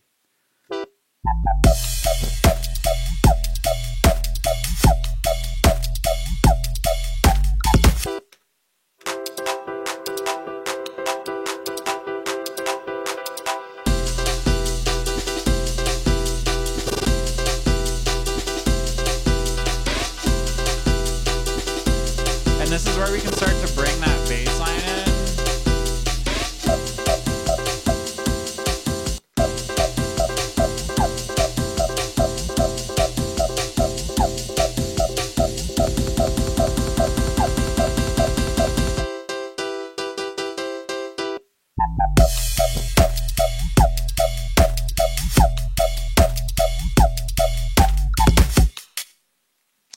You know, something like that.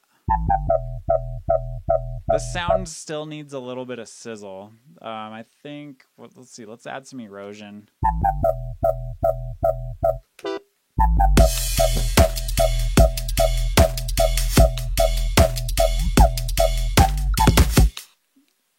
And I kind of want to give it a little bit more of a rhythm. It doesn't have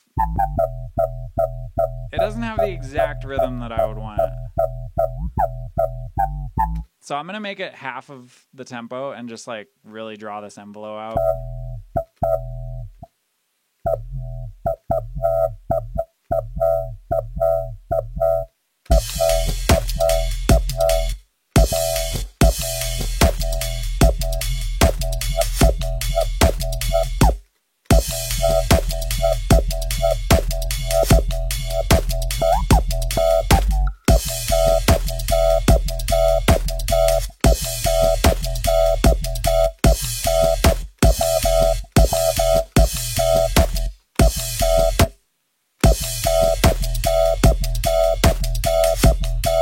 So we're getting a little more like rhythmy sounding, I guess.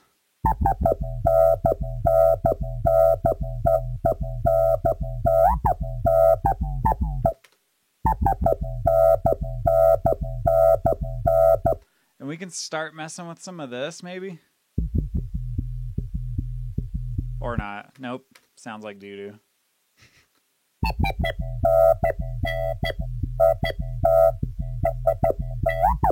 I don't know. Maybe this could be cool.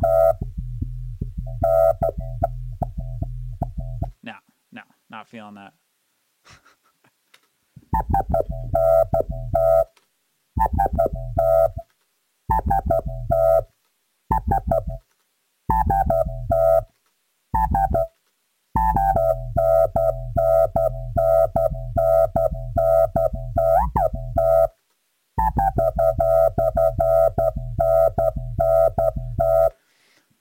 Okay, I'm getting happy with this. How's the chat room going? Let's see what's going on here. Father Funk is always confused with Vital. So am I. We got advertisements. Sorry about that. And I'm attempting to make a dubstep song.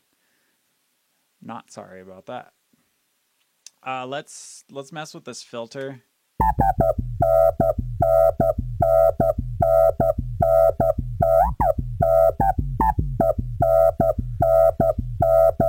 That's kind of a cool, I don't know, that's kind of a cool little thing we got going, I feel like.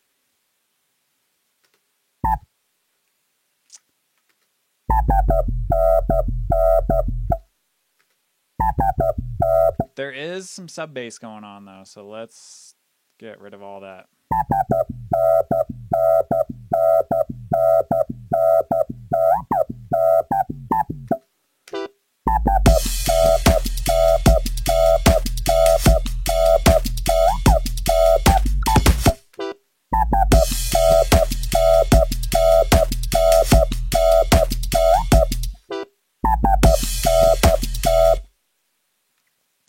I don't know, I might want to like have it go down.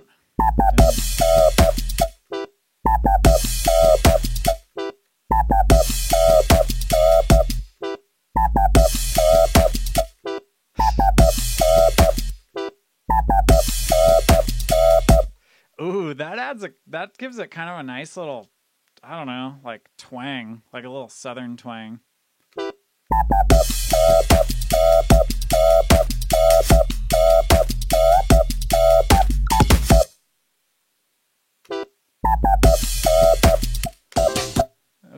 Okay, we got some.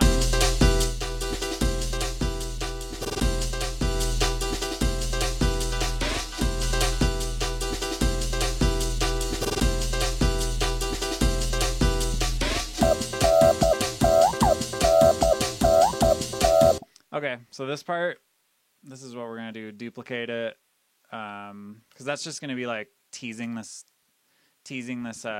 bass line in, and then we're just gonna do Endless Smile because it's the easiest way to get like space.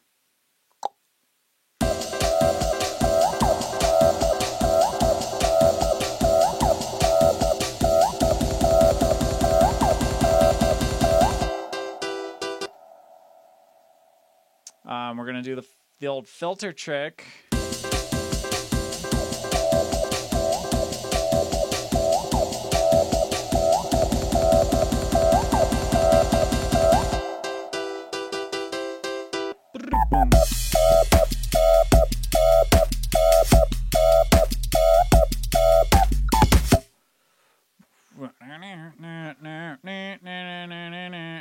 Oh yeah, this is where we get wonky. Let's just delete that old bass. Fuck it, don't need that anymore. This sounds better anyway. Now, when mixing this sound, I don't want to go too overboard, but I'm going to throw an OTT on it. Turn these down.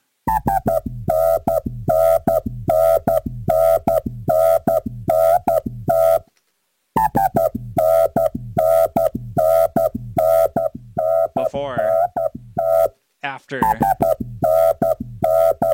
sounds pretty dank.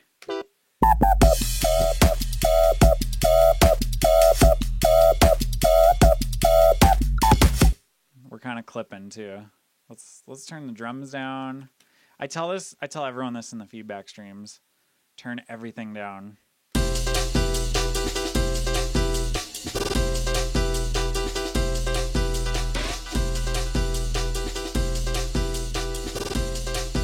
Intro sub. Oh god, what's happening?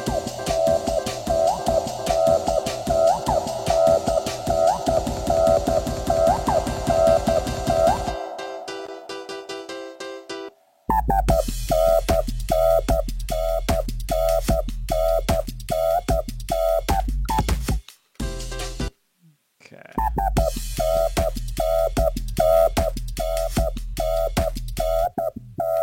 Okay, we're starting to get it a little dialed. It's not not exactly how I want it yet, but I'm just going to keep adding Pro Q3s onto this mid-range bass as I mess with it. I'm going to make this dynamic. I'm doing some like expansion and compression at the same time in this. Compress the top end a little bit, expand the middle, maybe compress this.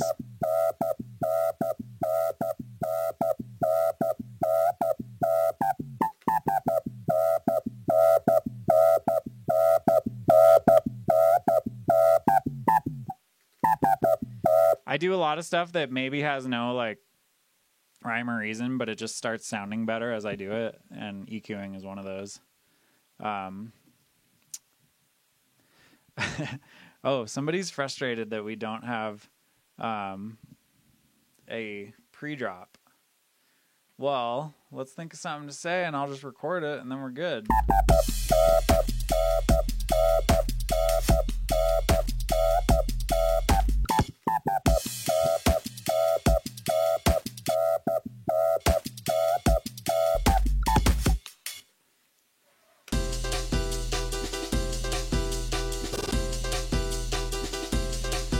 Hit him with the bah. Hit him with the bah. Hit him with the give me that. What should we say? I got some like vocals here. Let's see. Yeah, we select. Nah, these are kind of like. What about DJ? Oh, that was Cuddy Ranks. I know that voice. I don't know if we're allowed to use any Cuddy Ranks. Do I have any vocals here? I got these. Counting lesson. 1, 2, 3, let's go. That's me.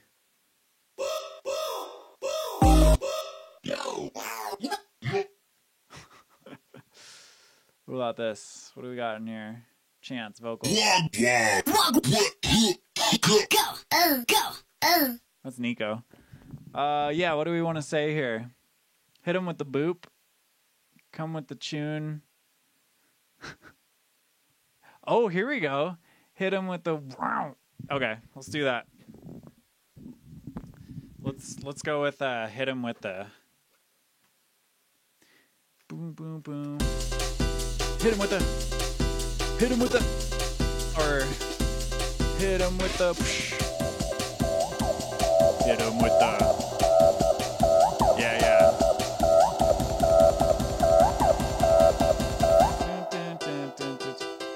Hit him with the. We could even make Vital do that. Let's do that. Let's try loading up Vital. Do the old text-to-speech thing. I'm going to save it too, by the way.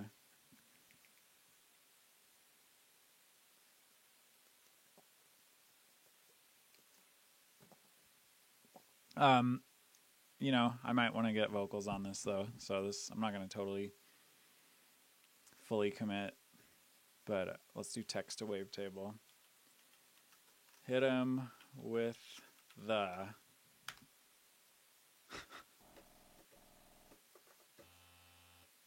hit him with the oh Hit him with the hit him with the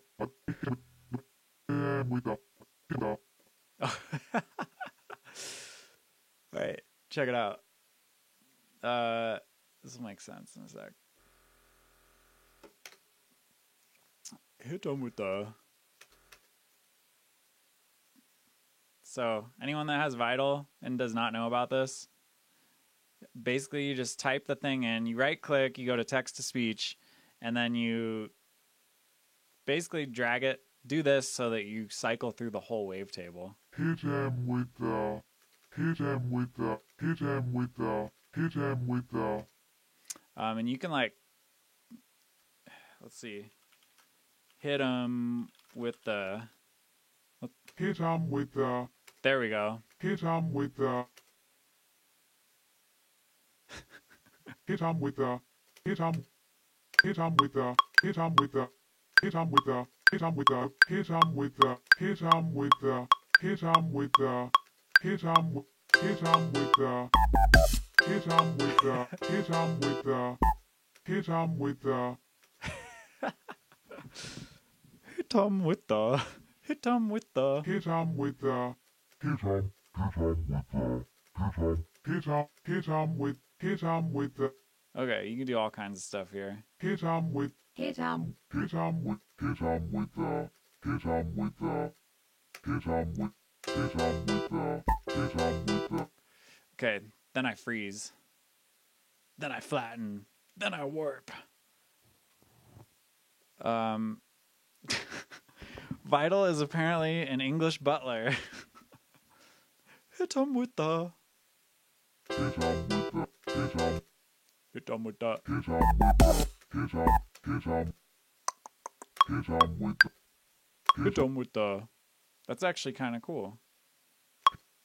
hit 'em with the, hit 'em with the, hit 'em with the, hit 'em with the. I kind of like that. I'm not mad about this.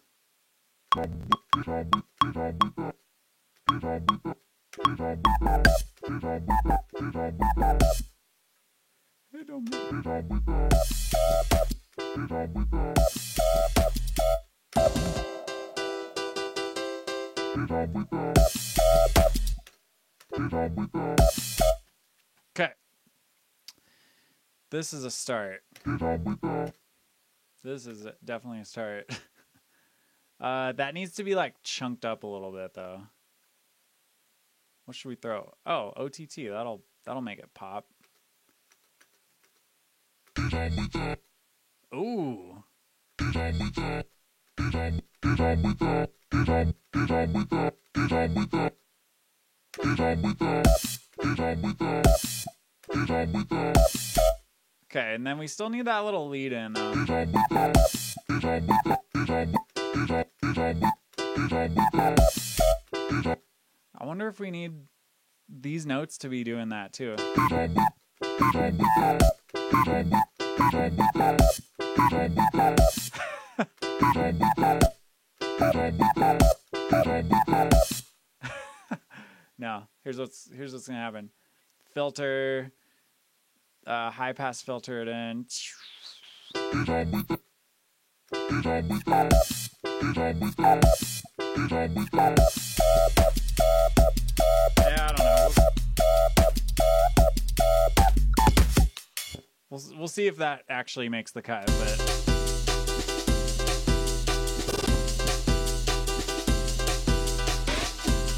scone step. I like that.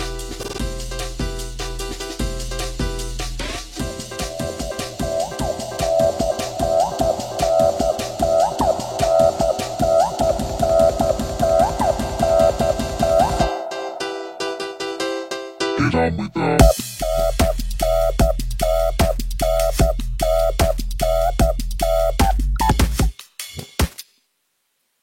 Okay, is this where we do albino? Yeah, I think so. Let's load up albino.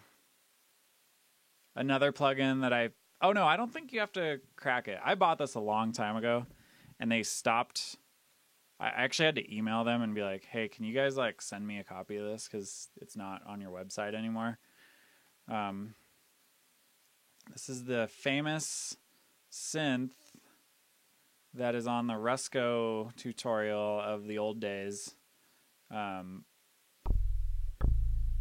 what am I? Oh, diverse layered. Okay, so yeah, this is the old school synth that everyone was using the. Wait, what's going on here? Oh, JBridge. No, I don't use that. I haven't really found the need for that. But yeah, this is the shit. So diverse sounds, I think, is where you go. Yeah, that's how you find the initial preset. Such a pain in the ass to figure out. There you go. And then we make wubs.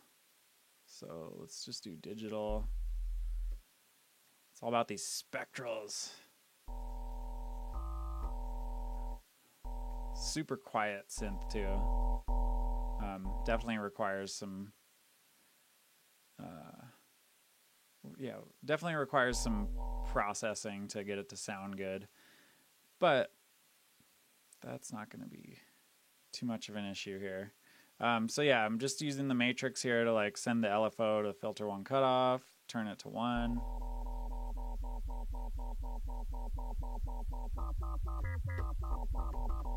How many voices do we want?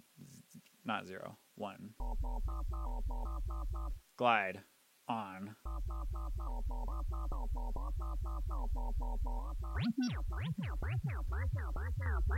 Do we sound like Rusko yet?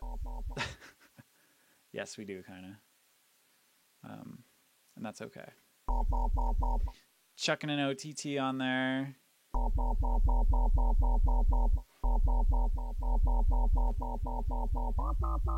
There's a lot of sub bass in there, but we'll deal with that later. Oh,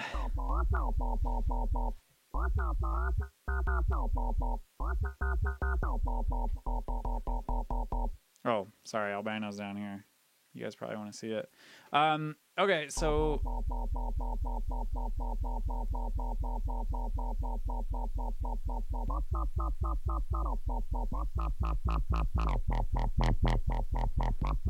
this is where it gets good. Saturator on the filter. There's different filters too. Oh, that's high pass. I don't think we want silk.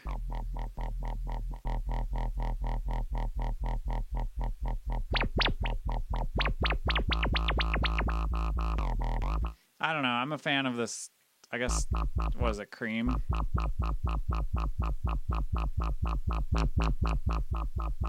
Yeah, so this is just one little thing. We're gonna get crazy here, watch.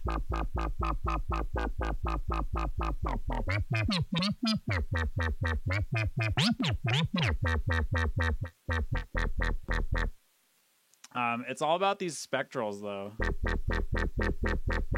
Like, the more you mess with these spectrals and just, you can pick random ones.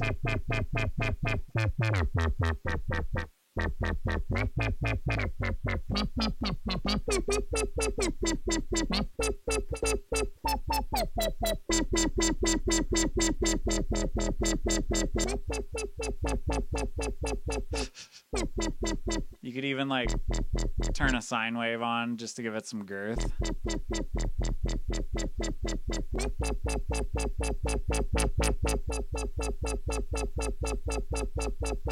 Turn this down a little bit, maybe.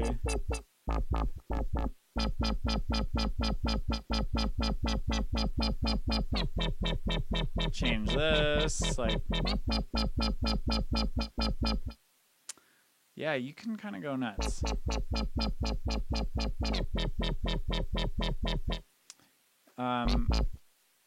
Yeah, you just kind of go crazy here, mess with all these octaves.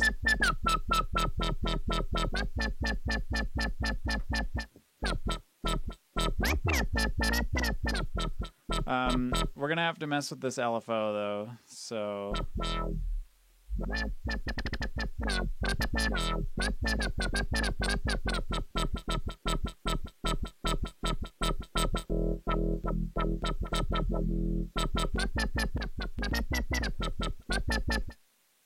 we can turn sync on just to like have a steady.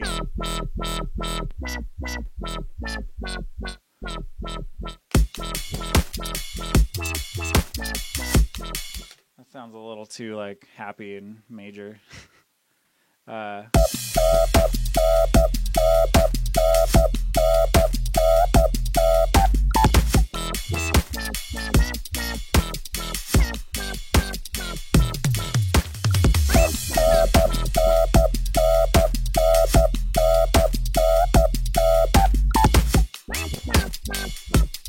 So it could be like,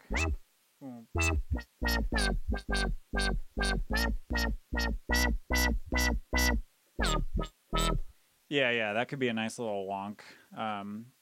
Hold up. Let me do this. 256 samples.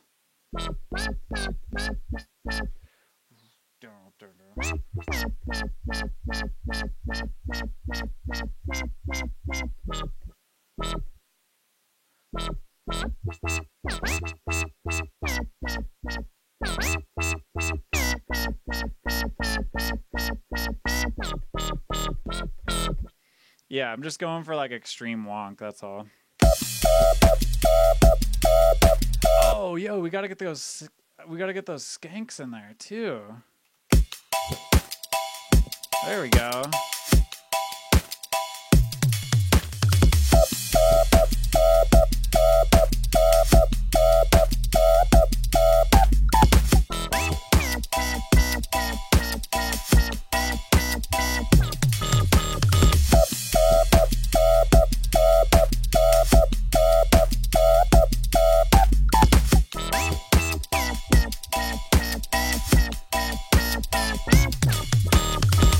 I know, that sounds like doo-doo when I'm really into saying that, by the way. I think it's because I have a 3-year-old, so I can't say it sounds like shit all the time, because I don't want to swear around him too much.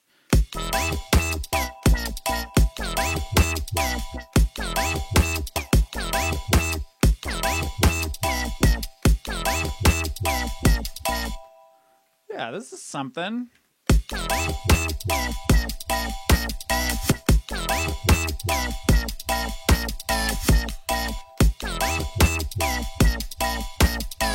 Nope.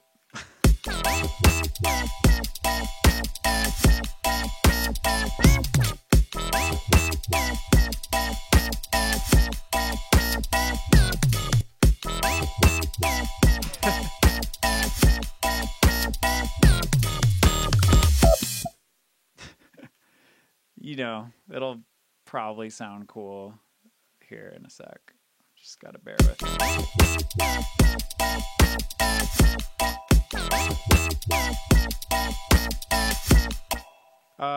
I think we have some legato things to deal with here, perhaps.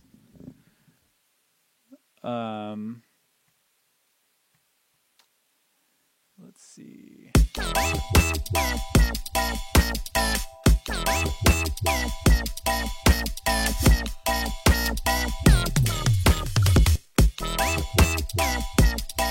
What is it?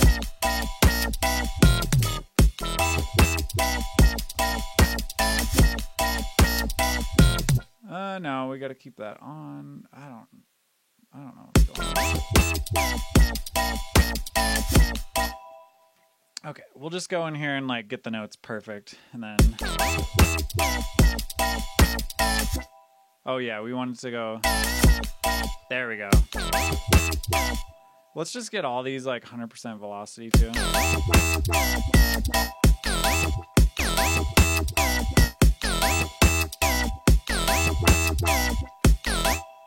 Huh, I wonder.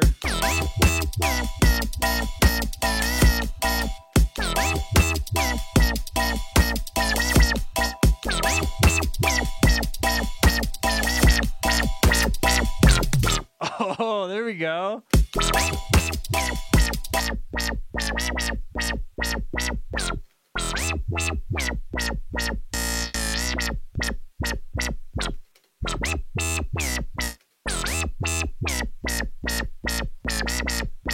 Yeah, now it's getting wonky.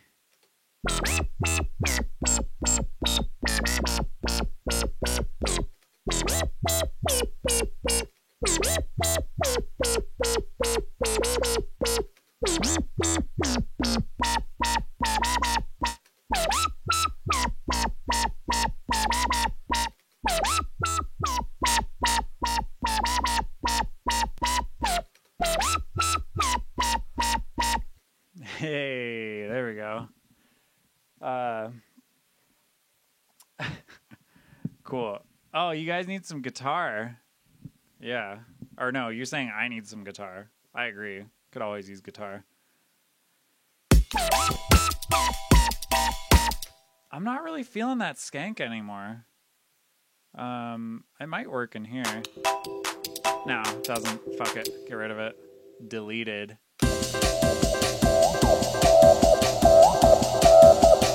That's like super loud all of a sudden. Why is that so loud?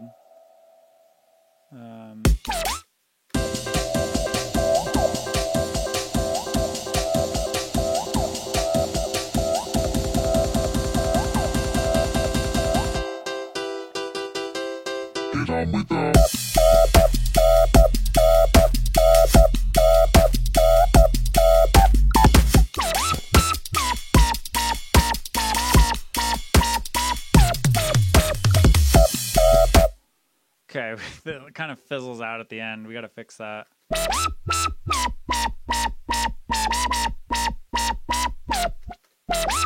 I like that little doo-doo, so let's do that.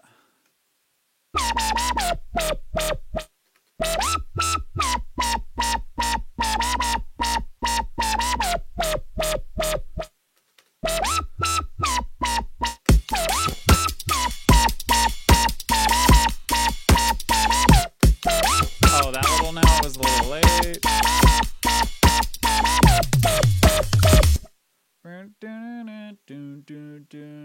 So that.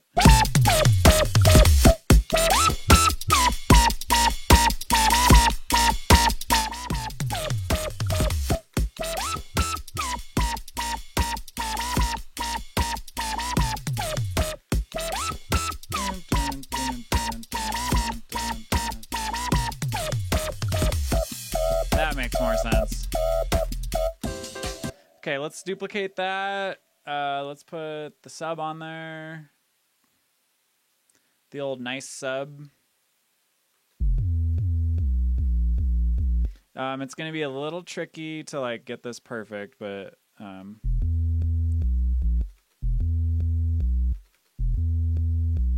I think what it's gonna take eventually is just cutting it to audio and just like using the fades to get it to be the perfect length of notes.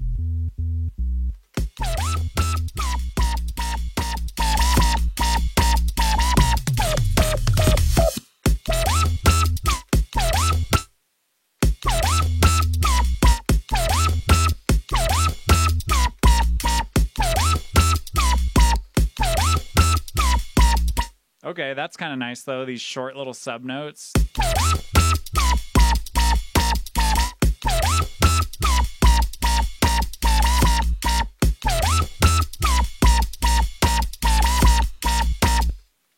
Yeah, that's gonna work, I think.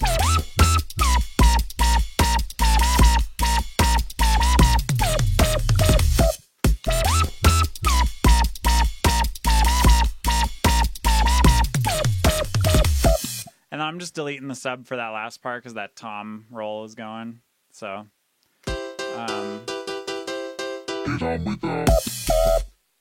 let's fix this. Let's make this sub hit right away because I think it's like, yeah, look, it starts. Oh, the whole thing is a little off. There we go.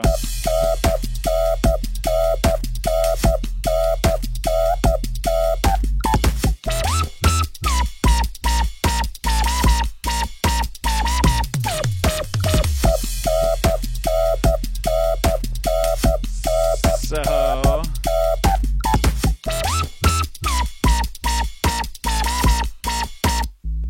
okay, that's the sub. That's going to be called sub 2. We're going to put that down here with sub 1. And we're going to group them. And that's going to be subs. It's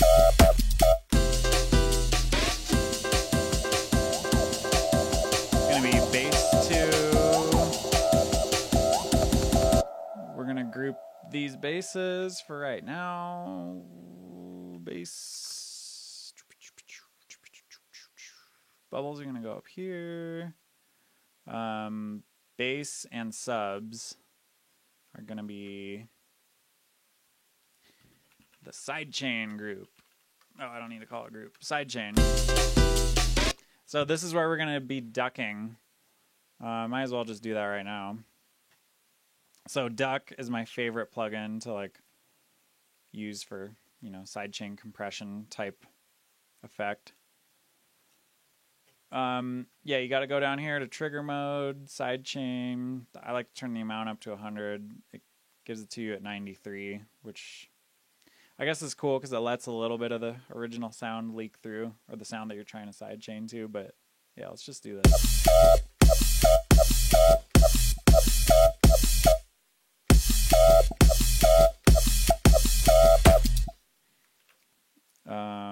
We're gonna duplicate it. This one's for the snare.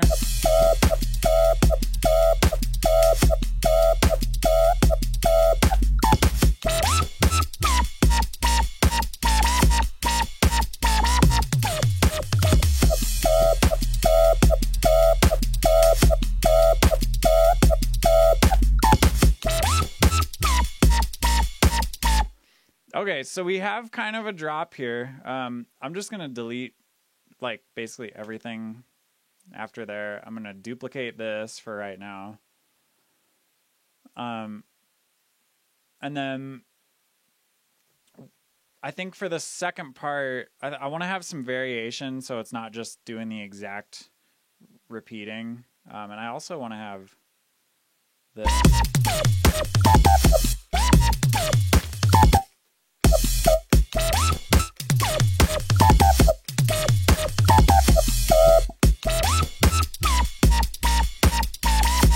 Let's see how it's looking too on the whole spectrum.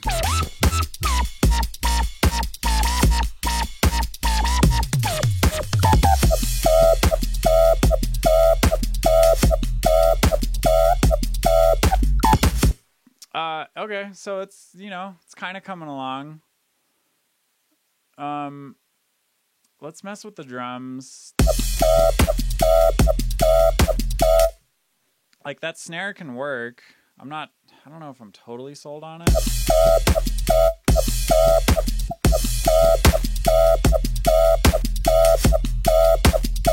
Actually, I don't know. It's kind of nice. It's kind of like to the point. Get on with that. Okay, we need some like effects and, you know, crash, reverse crash, etc. going on. I think that's what's gonna help me on the drop a little more. Get on with that.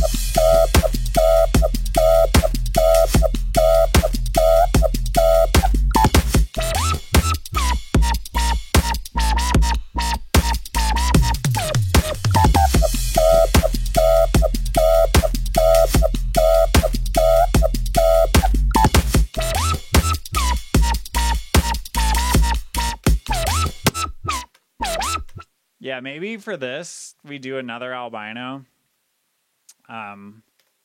playing the same line but just a different preset that we make. So let's do this. This high octave here on this oscillator 4 is what's giving it its character. So let's just go like this. Woo, that was a little squeaky.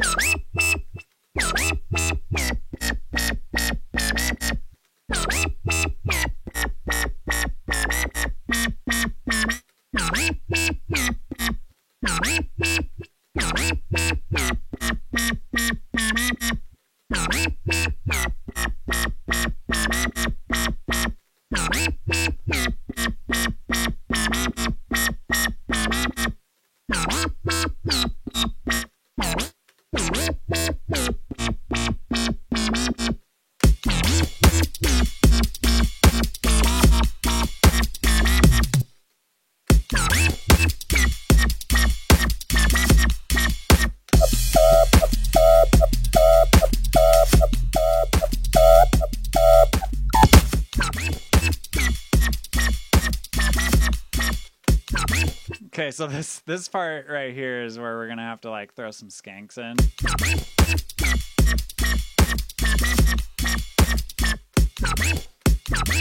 And then we're gonna have to do some automation too, so it's like those notes, I don't know, they're just a little too short, like short and quick.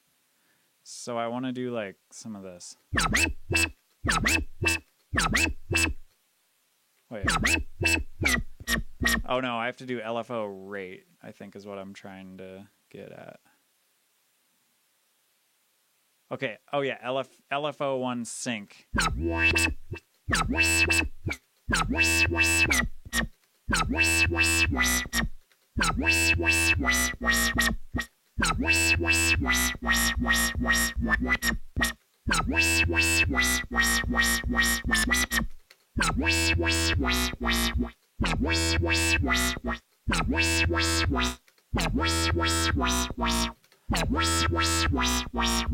Hey, there we go.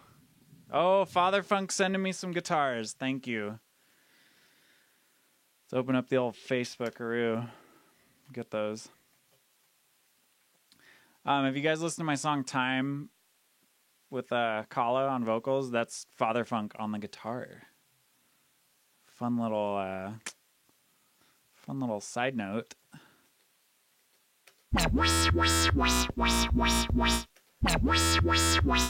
Oh, that's kind of fun.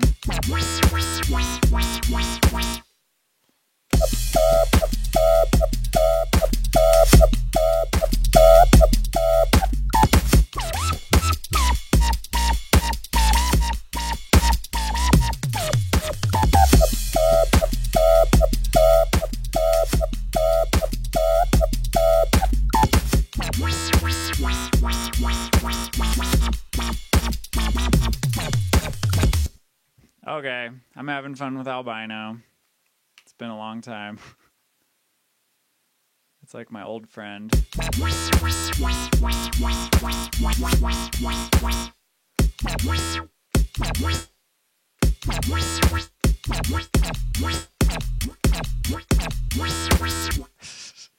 I just love this synth.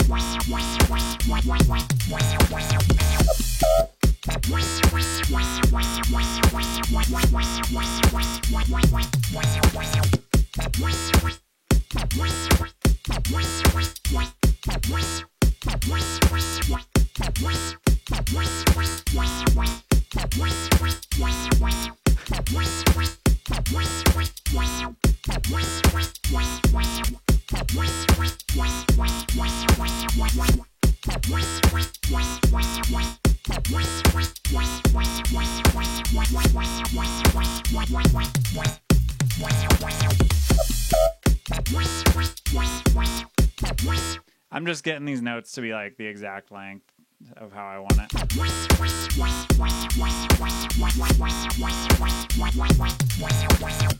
And then we'll copy that down to the sub.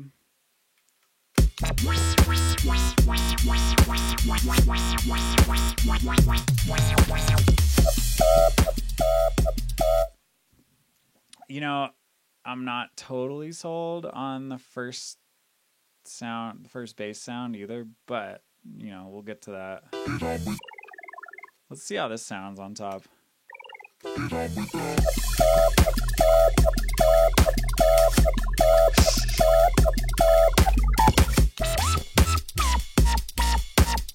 Yeah, I don't know about that little bubble sound we made earlier. Whatever, we'll just keep that off to the side. Okay. Oh, there we go. That was like perfect timing. I'm doing a little downloady of the little guitars. Luckily, I have super fast internet here. Secret things you're not allowed to see. Not really. Actually, I don't know. Maybe something's secret there. Okay. Oh, dude, you send me a bunch of skanks and stuff. That's perfect. All right, let's get it. This is turning into a little Father Funk collab. Let's chuck them in here and see what we got. What do we have here? Oh, that's my M1. Okay, skanks.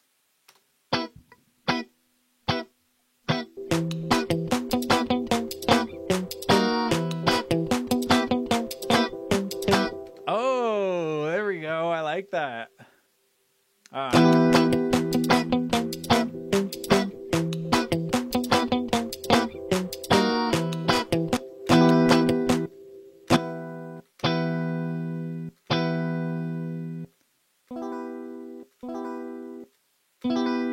Okay, I like the wet ones. I'm just gonna keep the wet.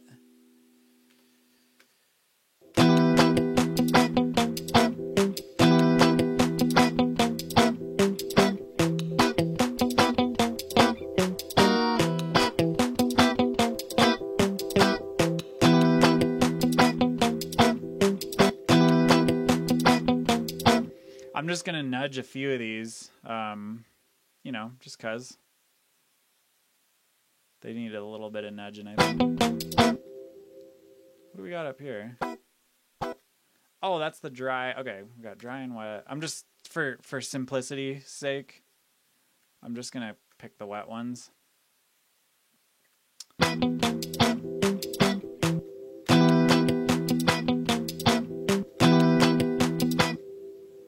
Yeah, I'm just nudging these a little bit.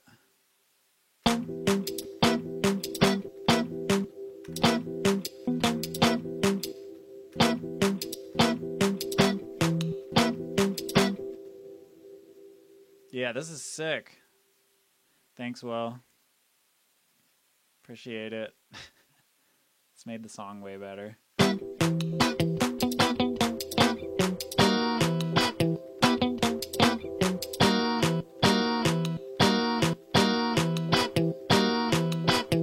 Okay, yeah, that one comes in a little too quickly, so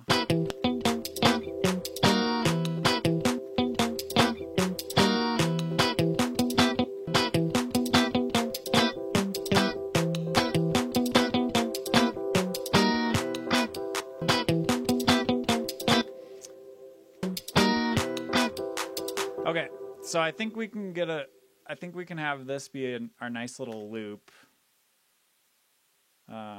Yeah, check it out.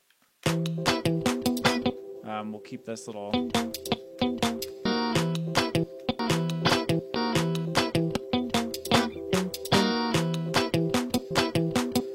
We might have to do some fades just to make it like make sense.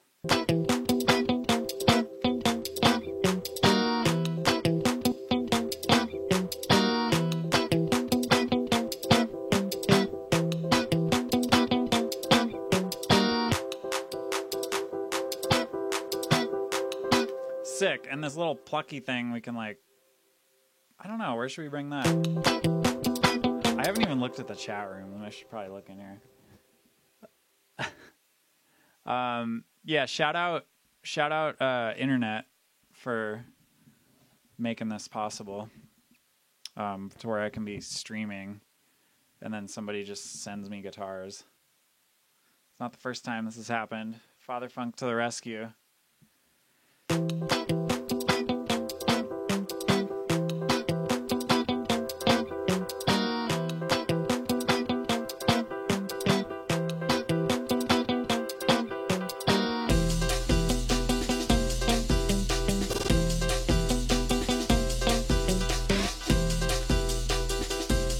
See how this kind of makes sense in the song.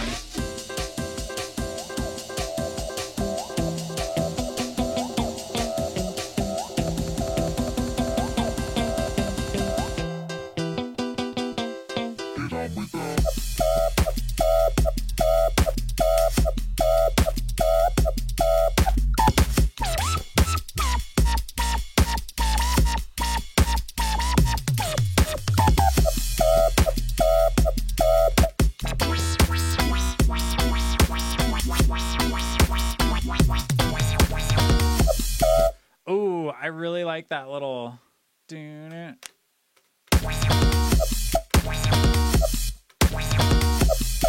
Yeah, okay, cool. So that's gonna be. That'll sound sick. Also, right here, I believe.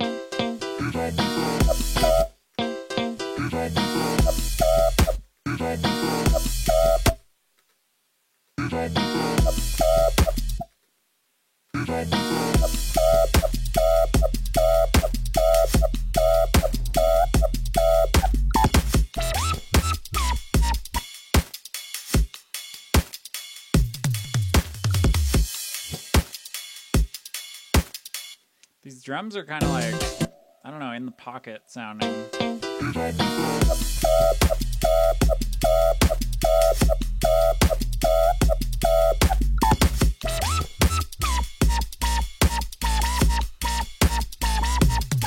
Uh-oh, hold on, my little scroller thing isn't working very well. Yeah, let's just, I just want to get myself situated here and see where we're at. These little almond fills could come in handy too.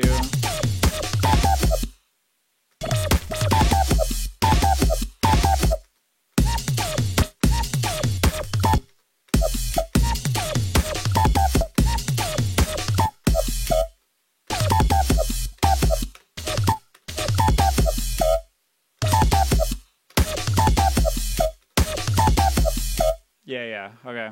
Quick little almond fill. Let's see. What is happening here? So,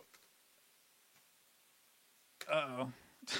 I'm going to save it because my computer's starting to lag a little bit. Oh, you kind of wrote the guitars. Okay, let's see. Let's see here. You wrote the guitars to go with the drop.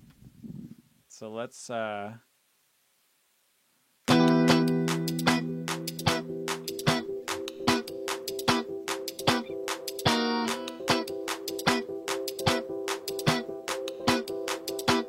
just see how they sound.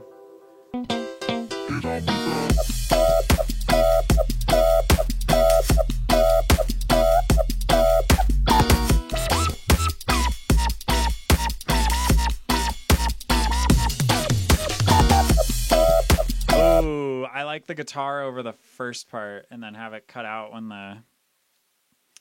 the wonks come in. Let's see.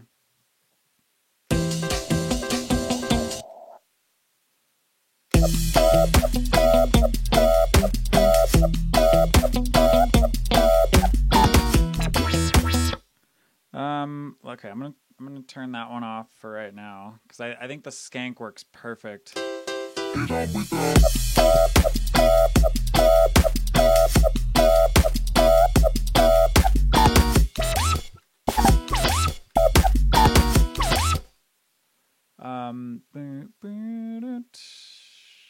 Where's that little?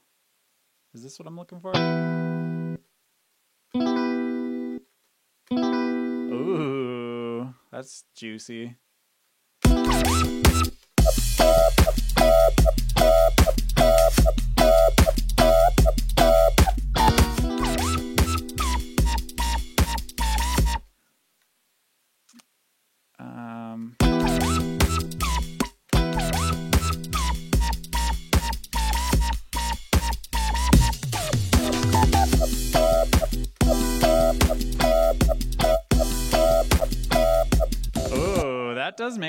That does make it pretty nice. I'm not gonna lie. Okay, let's clean up these skanks then. Yo, what is going on with my mouse? Come on, it is not scrolling. That's weird. It has one of those little scroll wheels on it. There we go. It's so strange.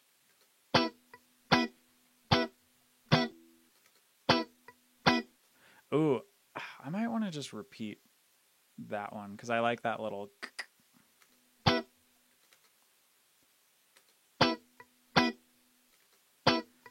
Yeah, maybe I'll just do it like this so I'm not chopping up too much stuff.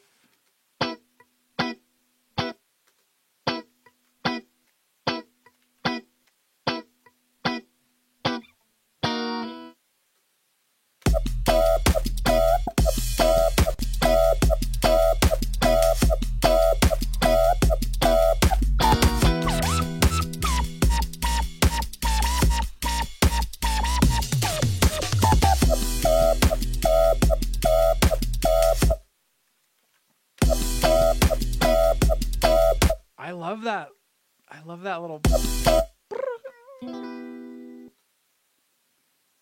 Do you guys remember that Dr. Dre song that's everywhere I go, all I ever seem to hear is burn, burn, dun, dun. That's what it reminds me of.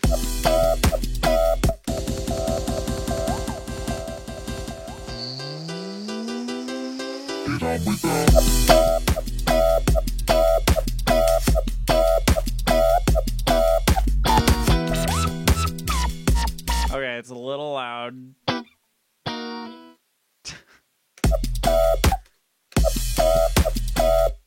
Okay, I think we just need some nice reverb on it. I think that'll like seal the deal a little bit.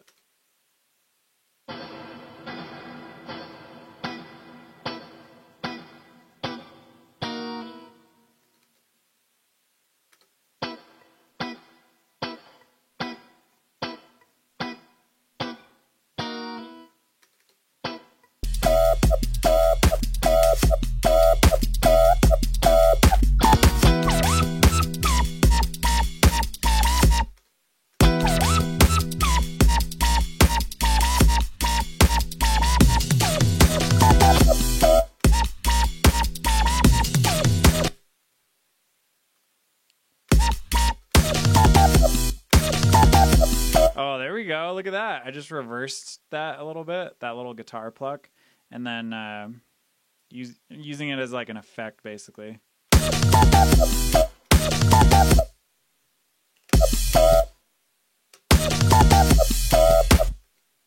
Okay, that's kind of cool. I like doing that.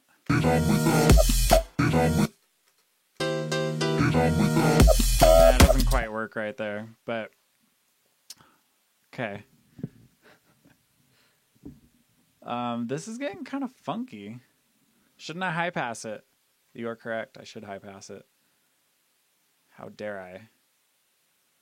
While we're on the subject of that, let's just make a group out of this. Call it... No, we're going to call it FF in the chat. Just my way of getting you guys to make some noise for Father Funk for sending me these sweet guitars. Yes, let's do that. Fix it. Get rid of that low end.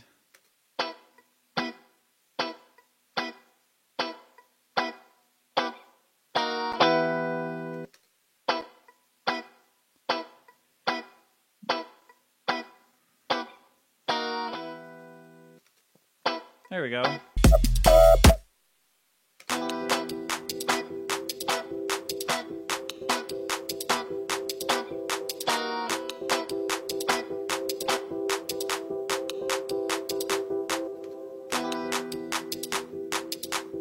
Okay, we're getting somewhere here.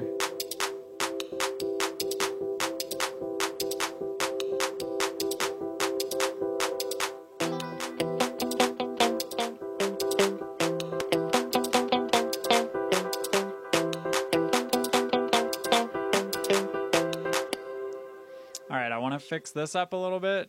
I just want to fix the timing on a couple little minor things.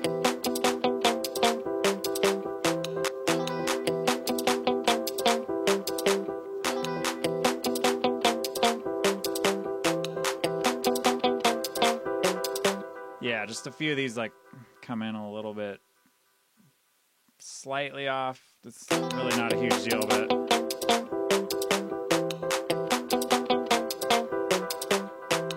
I'm not trying to, you know, say that Mr. Father Funk can't play a guitar, but they're a little off, dude. You're not perfect. Just kidding. You are perfect.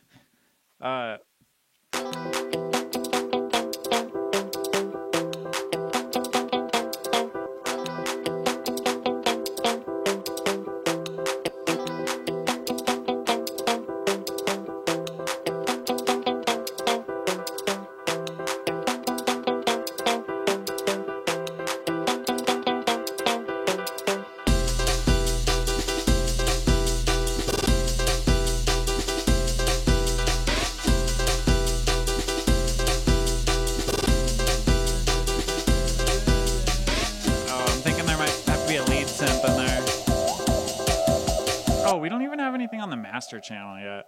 I think part of what's going on to me is like, just saving it by the way, is some gain automation, so that the drop seems to be you know, louder than the intro. So I'm gonna throw that on there. I'm also just gonna throw, I mean, we're starting to get into like, here's what I would put on my mastering chain.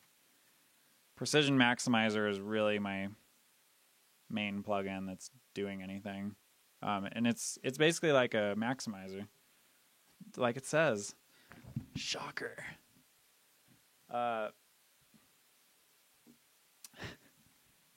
So someone quantize Father Funk's Love Life, please.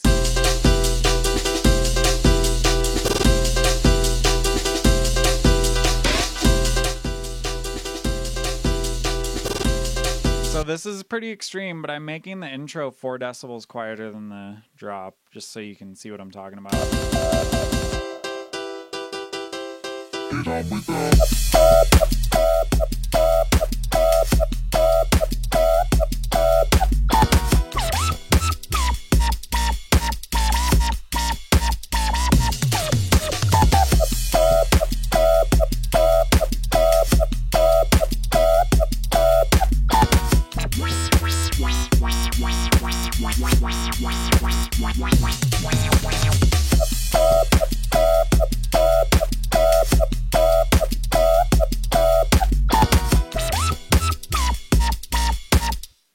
Okay, so now I want to mess with these albinos.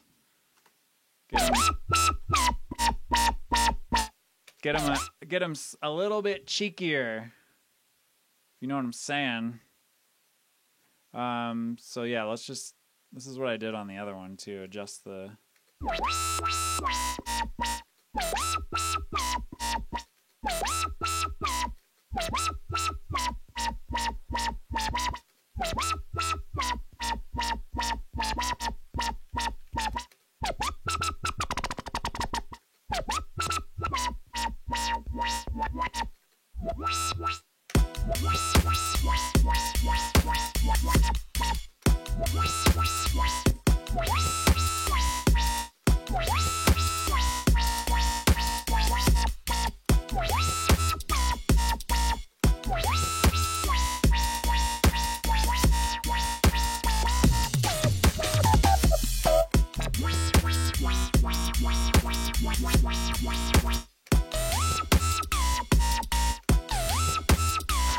Okay, we're gonna have to mess around here.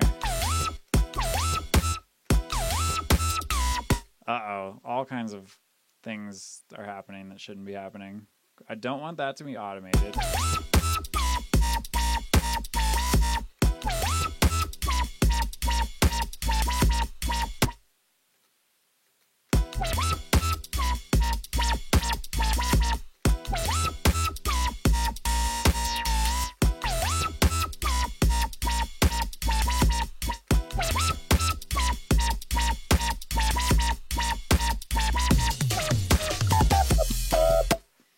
Okay.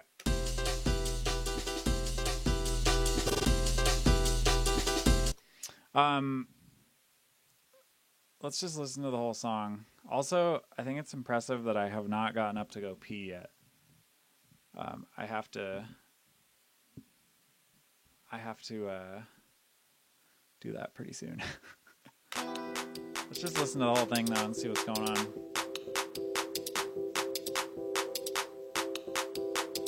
I'm gonna chuck this on my mastering chain too.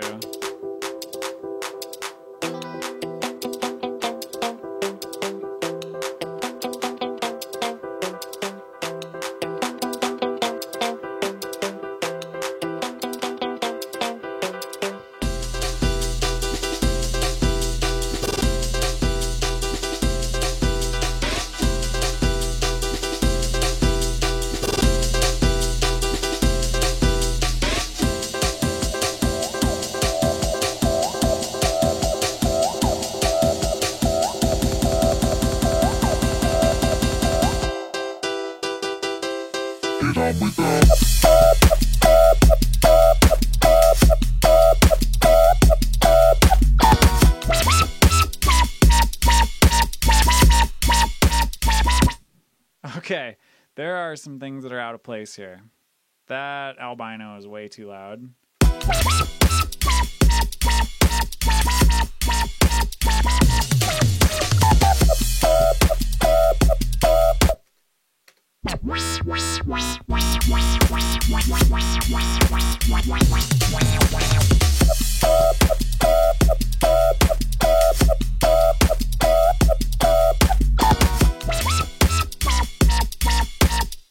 Huh, I wonder what plugin would sound good on this.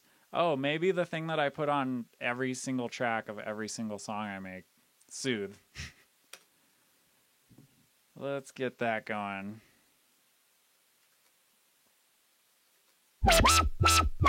Look at what it's doing. Oh my god.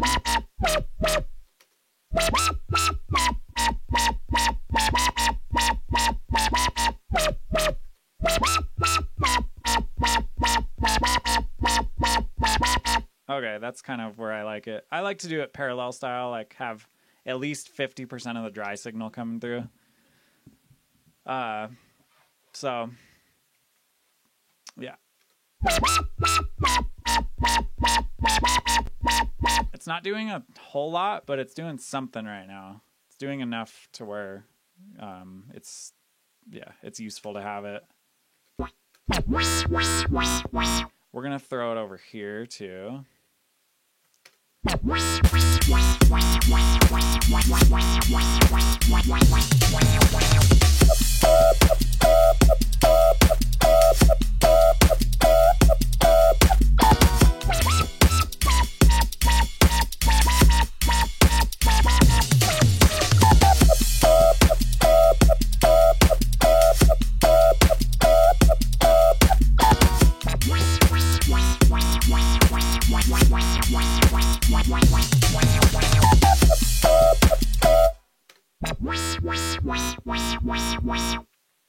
Yeah, I think I'm pretty happy with that sound now. This is like turning out to be a somewhat decent song. Okay, let's do some questions. Let's change it up a little bit. Somebody asked, how long have I been producing? I have been producing since I was like 15 years old, and wow, that's a long time. I'm turning 35 this year, so yeah, this is my 20th year of making electronic music.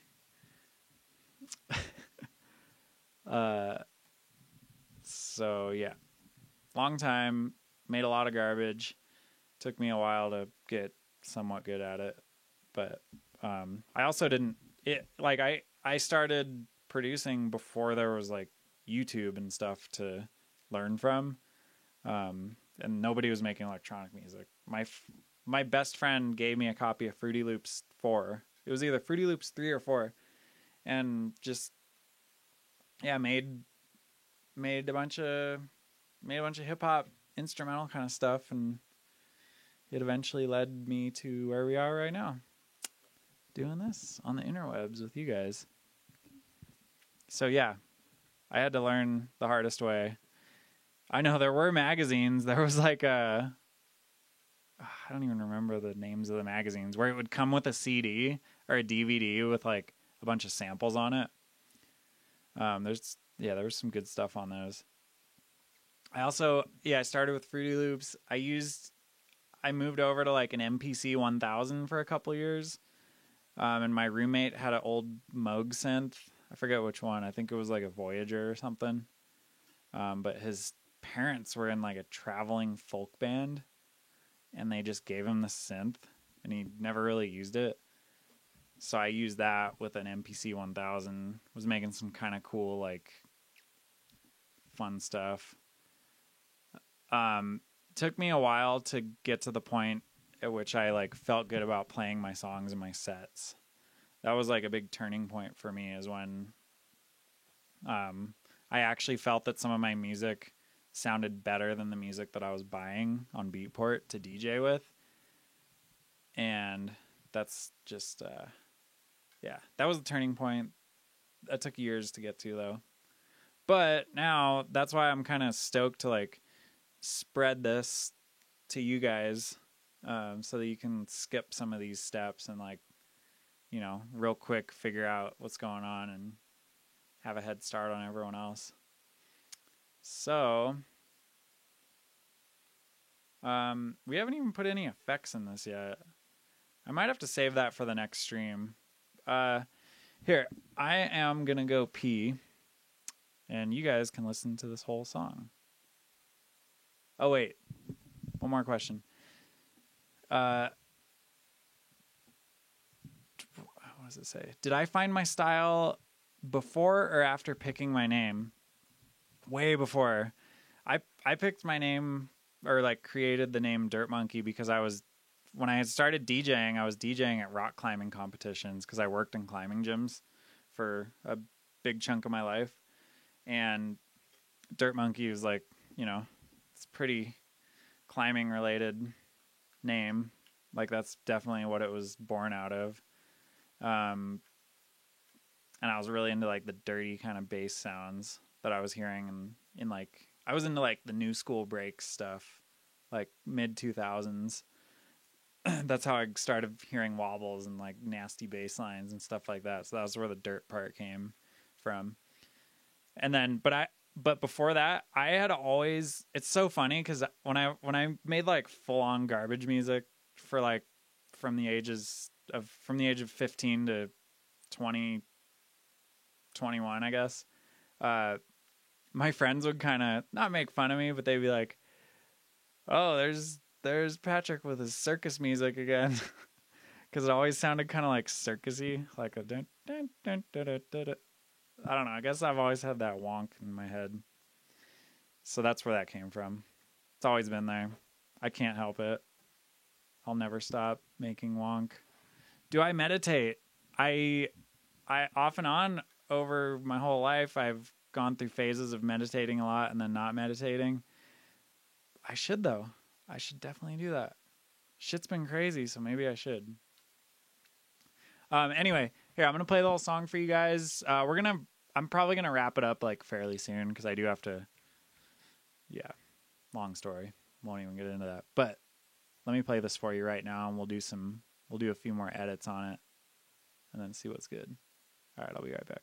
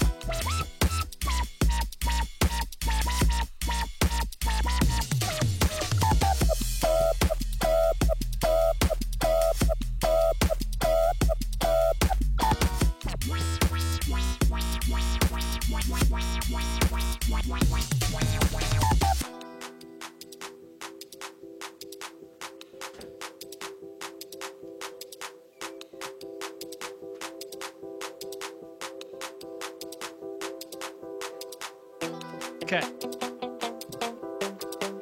Oh, it's playing again. All right. I guess I should have listened to it with you guys. What's happening here? Where are we? Where's the chat? How many loops did you get? Oh, favorite psychedelic? Mushrooms. For sure. Yeah, mushrooms are tight. I'm a big fan. I like to microdose, though. I don't really like to trip balls.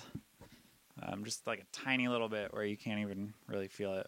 But, I mean, it's been, like, proven to help your brain. Wait, it didn't reach the drop? Yeah, it did. I saw it loop. Hold on. Let's just go. Let's listen to the drop real quick.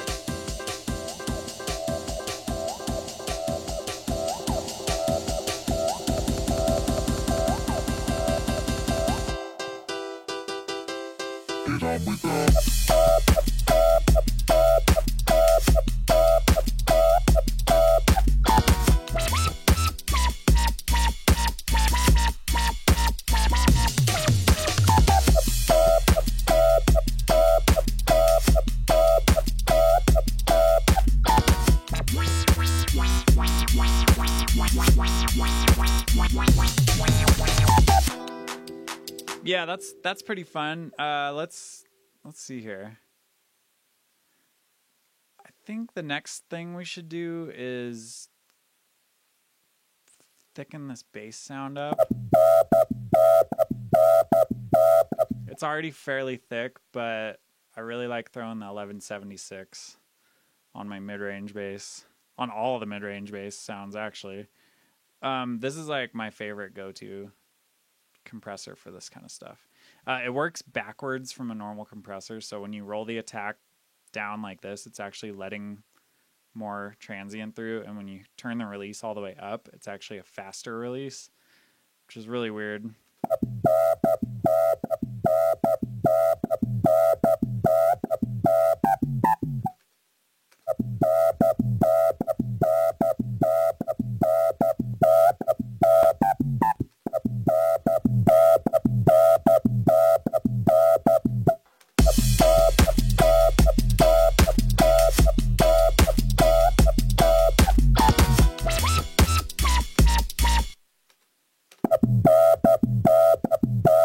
Yeah, we're going hard on the processing with this, just to like squish it.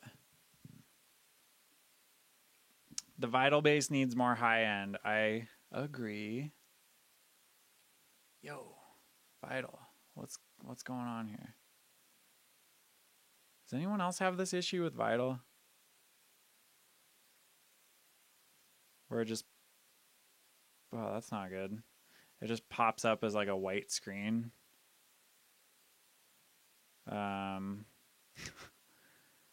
Okay. Guess we can't. Oh, that's kind of fucked.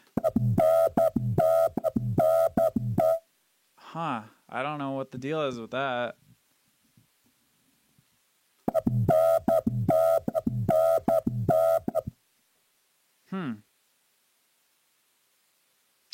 Well, I don't know. I guess we can't really adjust the what's going on in the synth. We could replace it with Massive.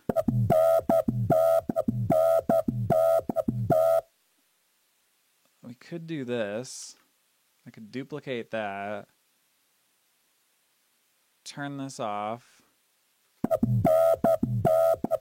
Throw my favorite synth in there.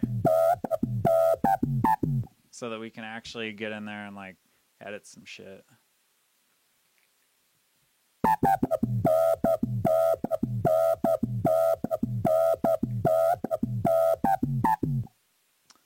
Okay. Spinning ball of death. There we go. Okay. Now I'm a little more at home. Hold on, my wife's texting me.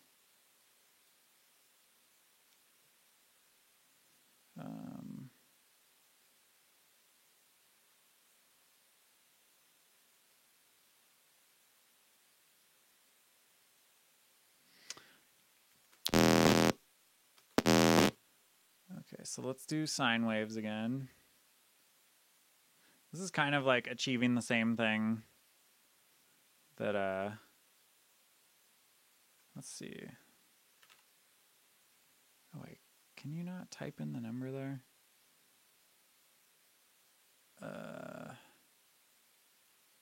We got to get this thing up. Oh my God. Oh, this is so frustrating. Okay. Get this one up to 36.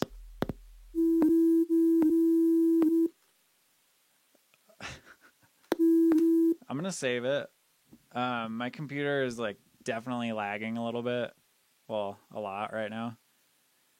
I'm going to do save as and just do Twitch 150 thingy version 2 because I'm going to delete that other Vital instance that's just shitting the bed on me.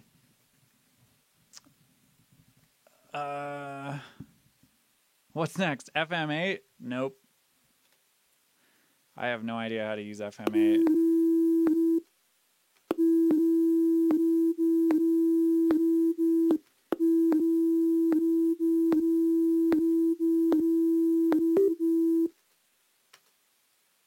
No, let's see here. What the fuck is happening? Wait, did live just crash? Okay, this is weird. All right, guys, I might have to cut it short here because live is not really cooperating. Did we just lose everything we were doing? I hope not. Jeez.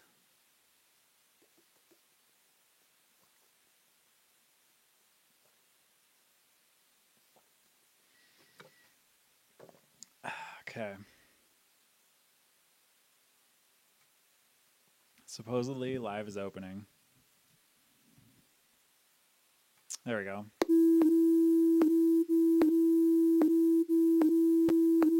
Oh my god. Okay. Let's do this. Recycle memory. Okay. I really want to mess with this massive. Just because I love... This is like my top synth to really get into and...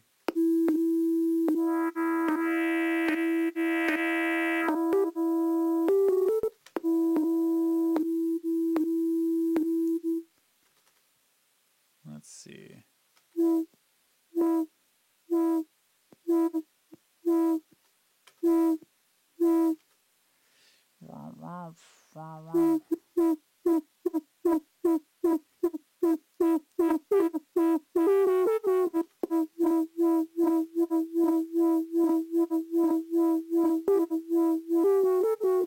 I don't know what... Oh, I know what's going on here. Voicing... Yeah.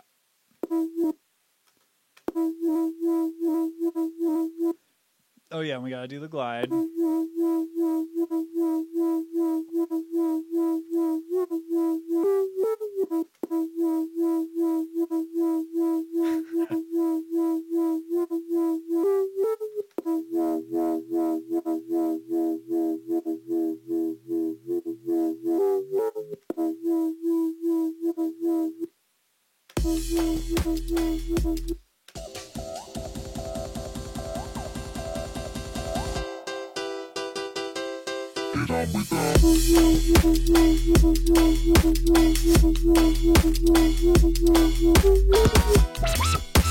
You know what? I actually think it's going to sound better with massive.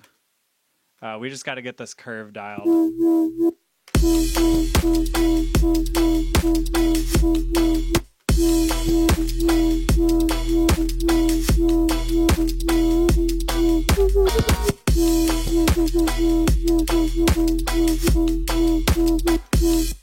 Okay. This is a fun way to make a little like rhythm that sounds a little more natural than just like having it on sync mode. Is having it on time and just doing like this kind of stuff.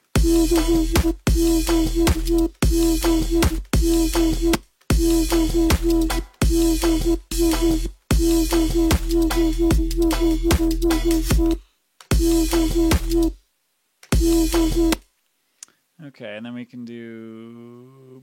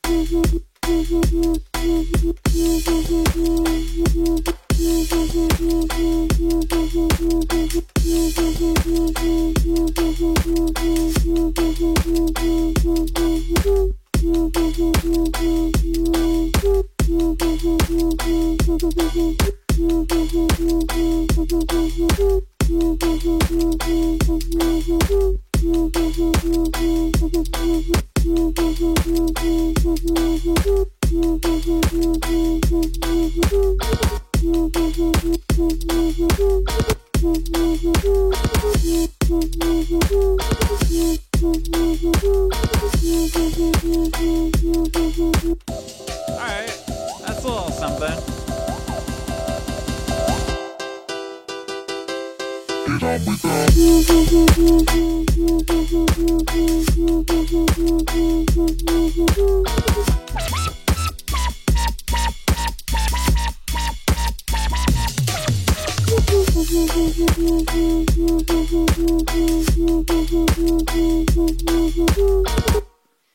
Okay, so now that we have a nice little rhythm from that, from the LFO frequency like automation, we can mess with this like filter cutoff. So check this out. Let's see if this sounds cool.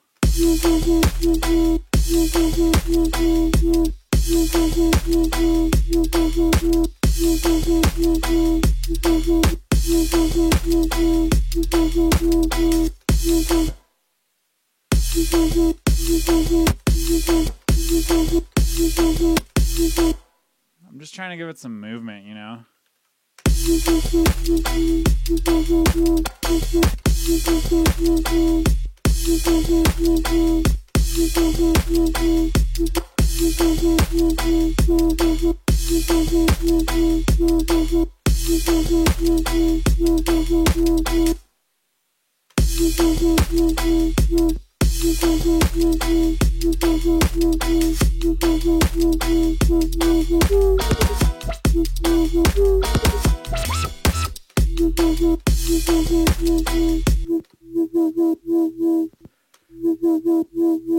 And then, I don't know, maybe we can like, what should we do? Pitch bend? Yeah, let's do some pitch bend.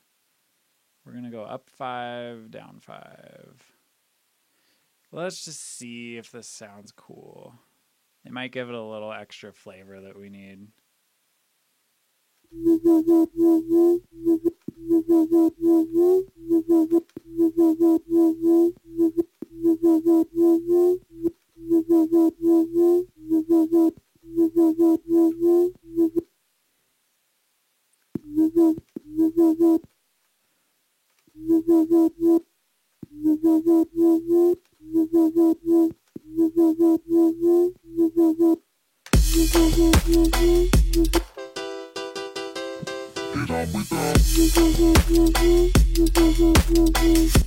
Oh, there we go.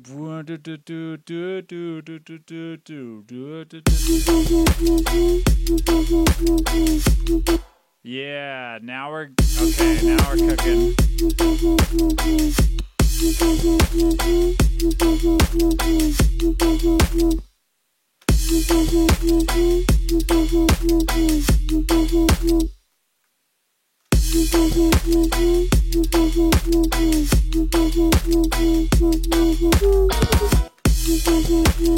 Yes.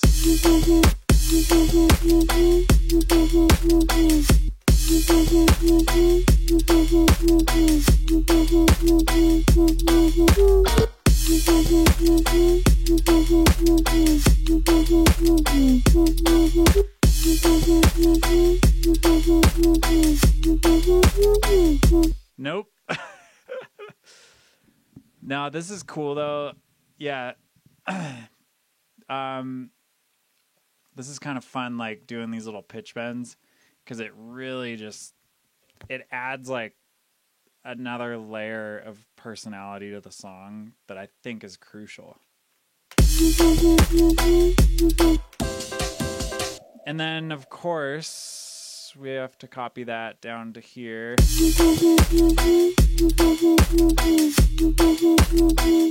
Oh yeah, so since we're in operator, this is going to be a little tricky. What is it? It's the glide, I think. Oh, we already have the pitch bend, right?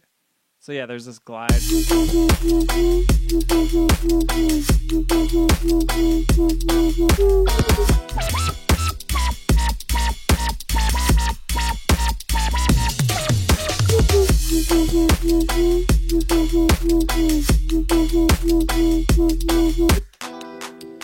I kind of like this song. Kind of feeling it. All right, moral of the story here. Oh, dang, Sully in the chat. What's up, dude? It's good to see ya. I miss you too. It's crazy that it was a year ago that we were hanging out.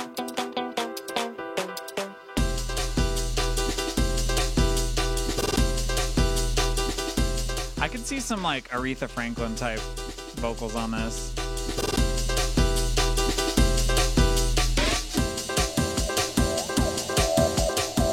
Oh, we still have that.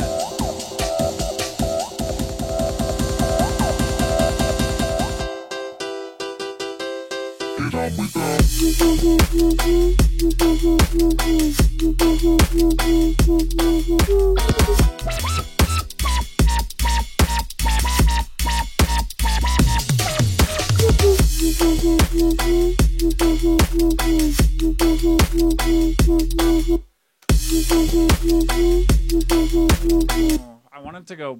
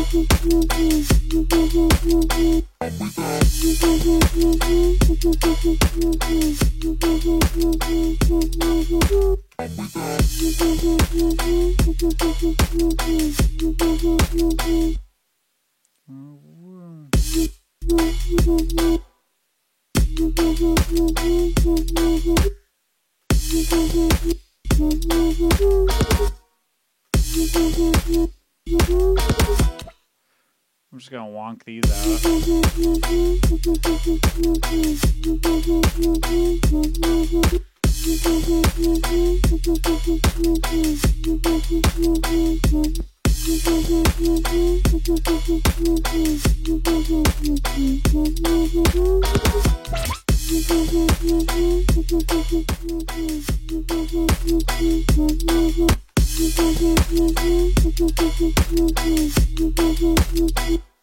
Okay, that needs to have one of these, right?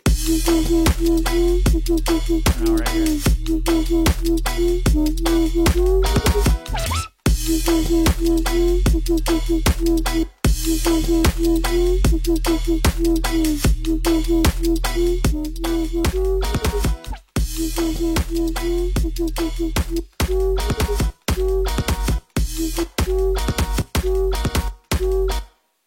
Yeah, this makes more sense.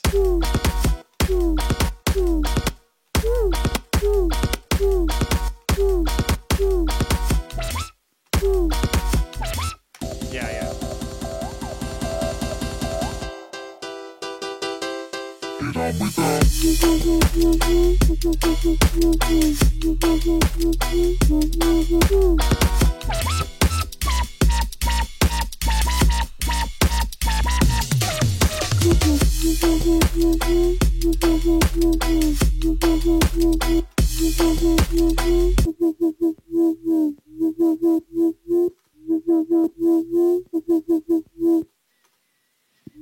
Okay, let's fix this sound a little bit. It's a little too resonant,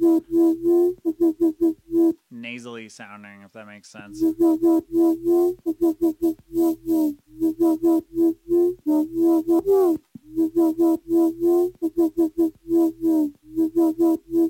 Oh yeah, we don't need this auto filter on there either.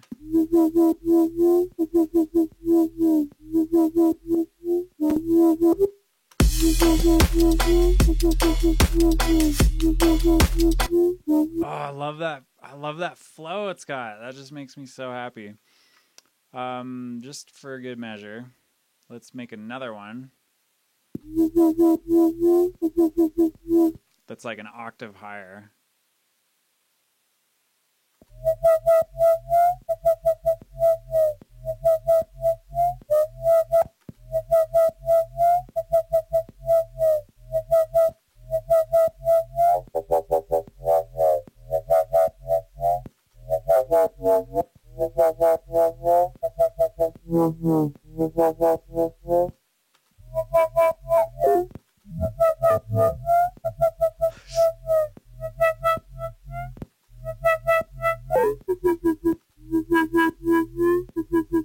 And okay, now I'm just like getting crazy.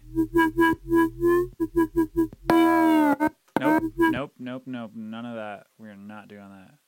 Goodbye.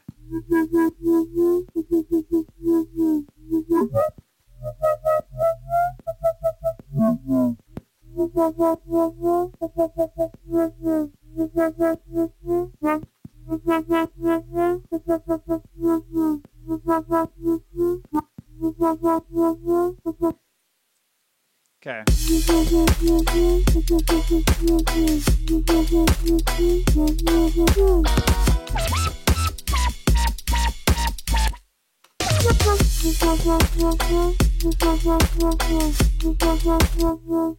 Okay, we're getting somewhere. I like this.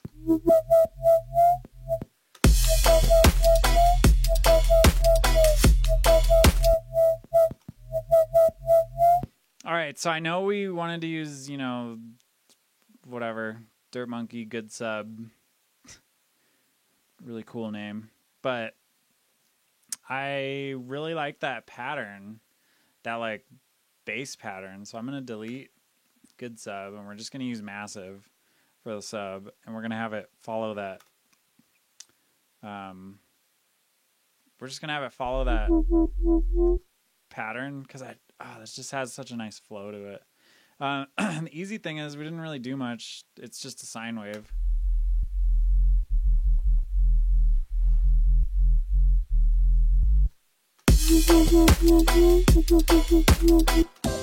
There we go.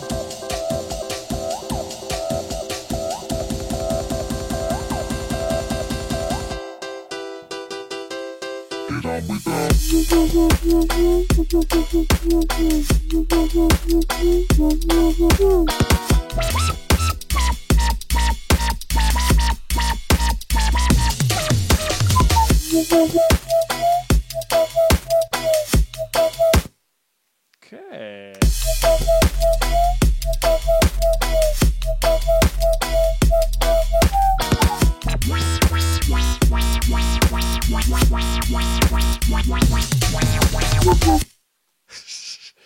There's dueling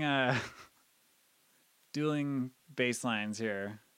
Let's get rid of that.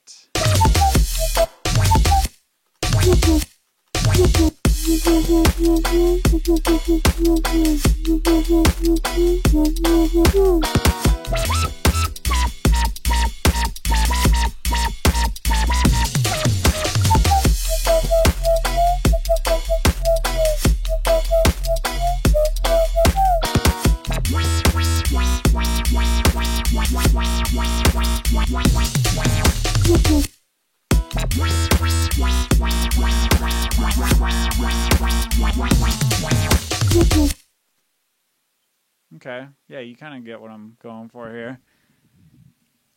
The high-pitched one has an uncomfortable frequency. Which one? Which one? This one? Alright, well, you know how we get rid of uncomfortable frequencies? We just chuck soothe on it.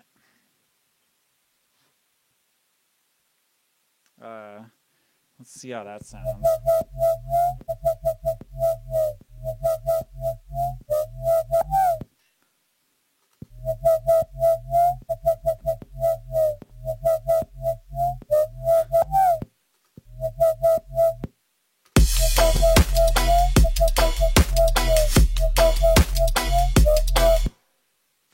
This is gonna be sick when it's done. I always say that whenever I'm working on songs, I'm like, this is gonna be cool when it's done after I put like 60 more hours into it.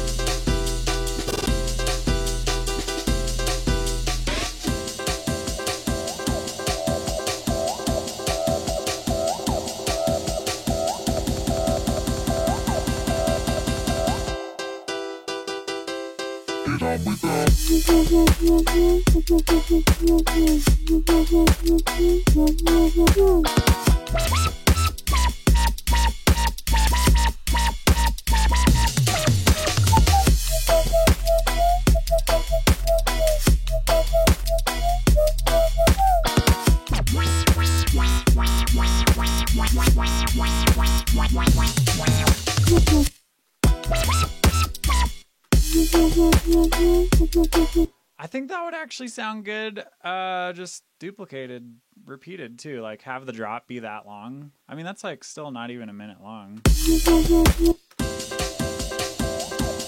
Oh yeah, we need a little drum fill like right before the drop too. Maybe we should just steal that little tom roll we made. And just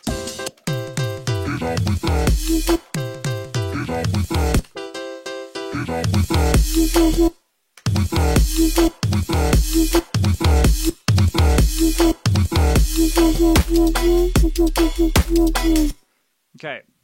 I am no longer happy with the snare. So, let's find another snare. I know, that didn't take long, did it? I wonder if Mr. Bill's got any good snares.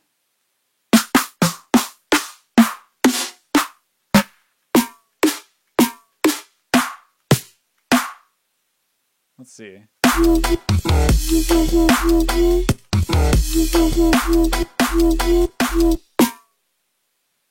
This one maybe.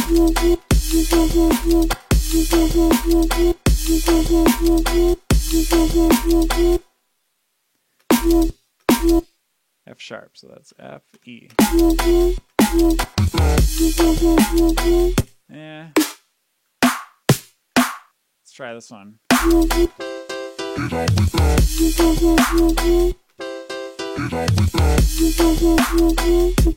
Yeah. That one's kind of cool, maybe? No.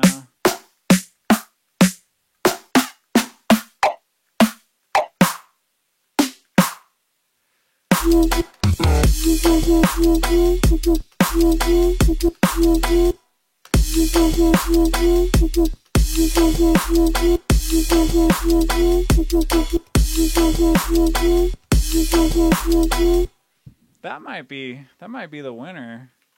Let's see.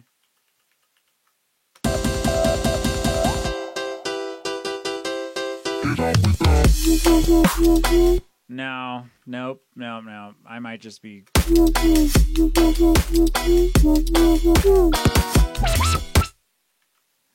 Hold on, I might be just totally fucking this up by switching the snare out.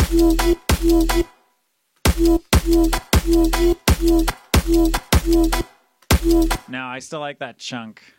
Oh, Father Funk, we're talking about a little drum roll, huh? I do like using those. Wherever, which jungle is it? Jungle to jungle. Or is it? I have all these jungle. Here we go.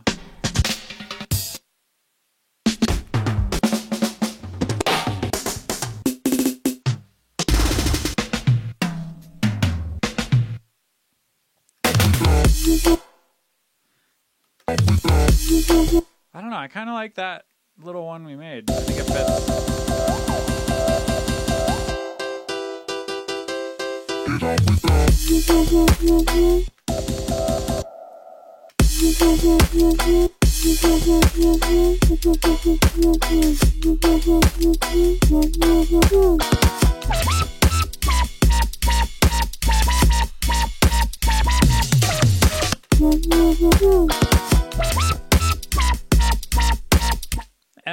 I don't know, maybe we should just completely change up the drums right here too and like throw some other kind of ride in there just to kind of switch things up. Let's see. Essential Wub Volume 1. I think I got hi-hat loops, right?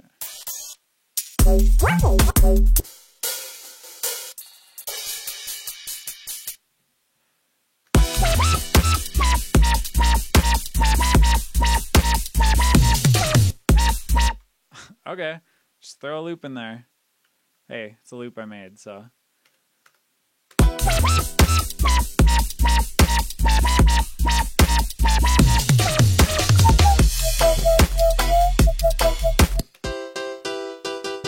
how that sounds, see if that makes sense.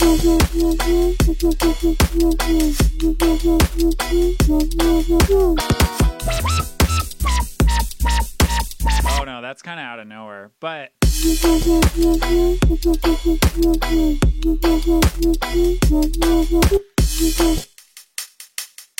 But it is making me realize that I need to EQ this hi-hat a little bit. So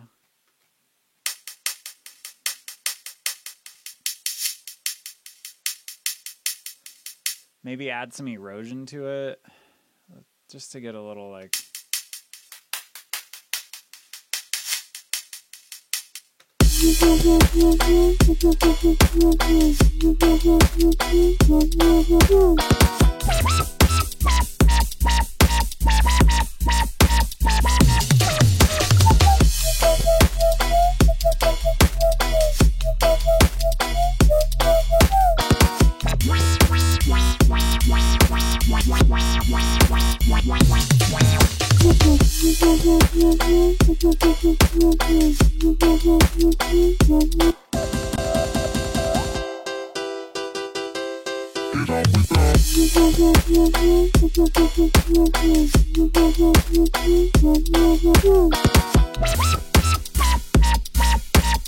I don't know.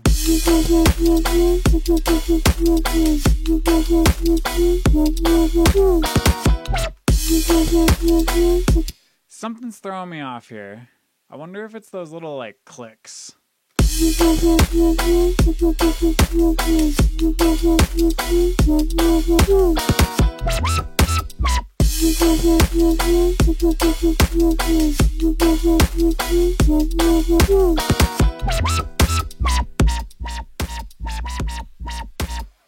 Yeah, okay, we gotta leave these rides in here. Alright, never mind. I'm just...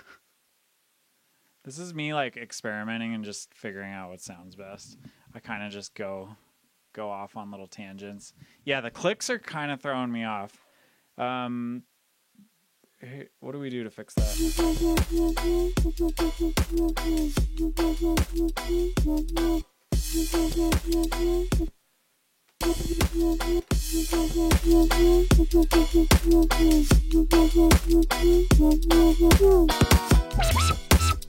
Okay, I'm just gonna simplify the clicks.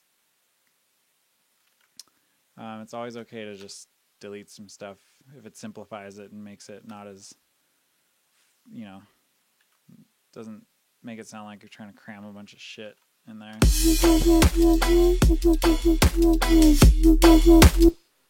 Maybe we'll do every other like this.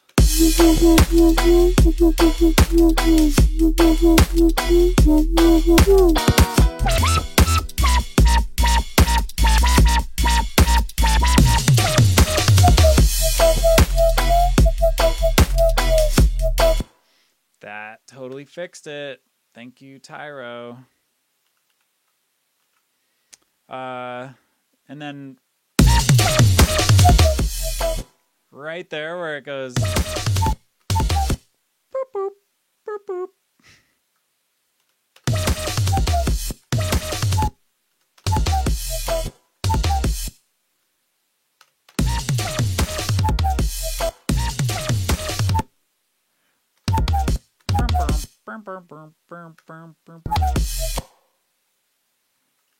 Let's see. You'll see what I'm talking about here.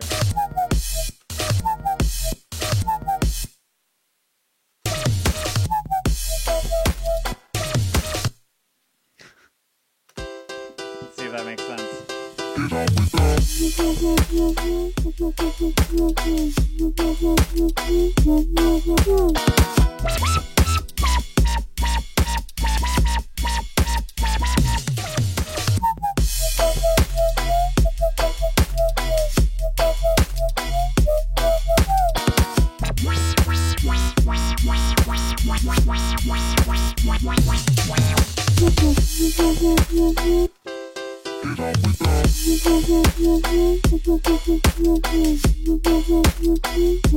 You know what I'm going to do? I'm just going to have it go do that once.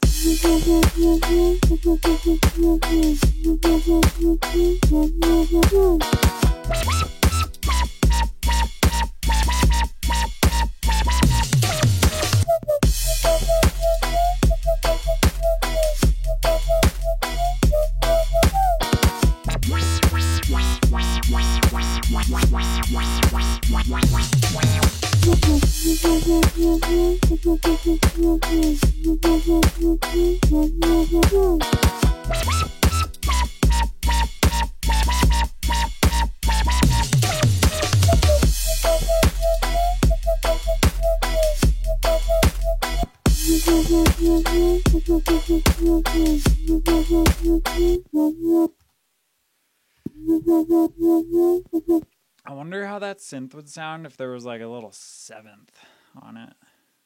Let's see. Just for shits.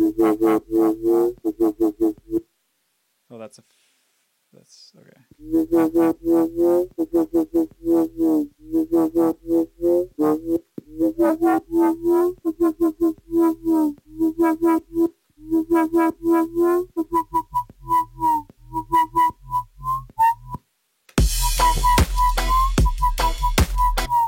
I just want to keep going higher and higher. It's not good.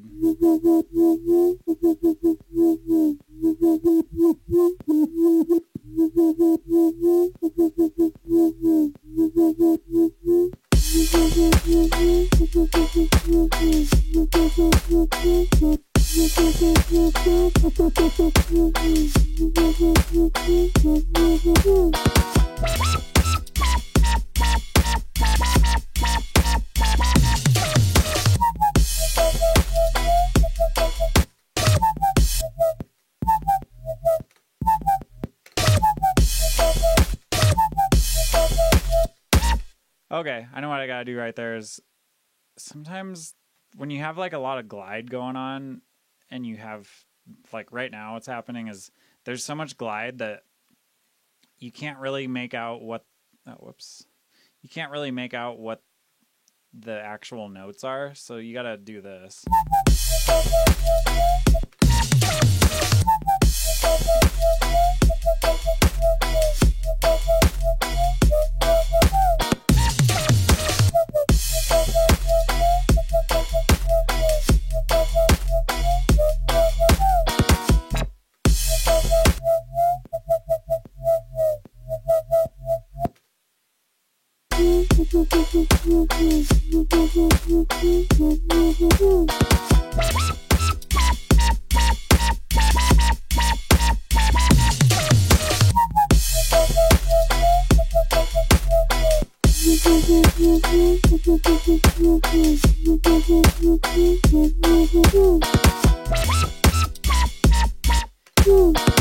I might throw that at the delay.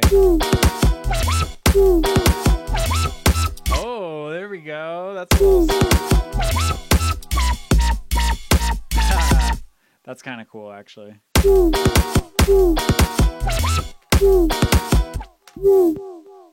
It's like barely doing anything, but it kind of like gets the flow going. There's a cuckoo clock. Dirt Monkey in 7 years. Only dogs can hear the bass. I know, for real. Still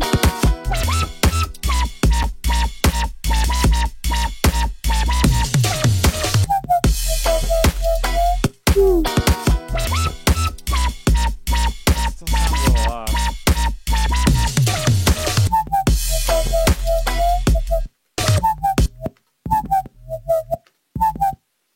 Okay, I wonder also if we could send this. I'm just trying to think of a way.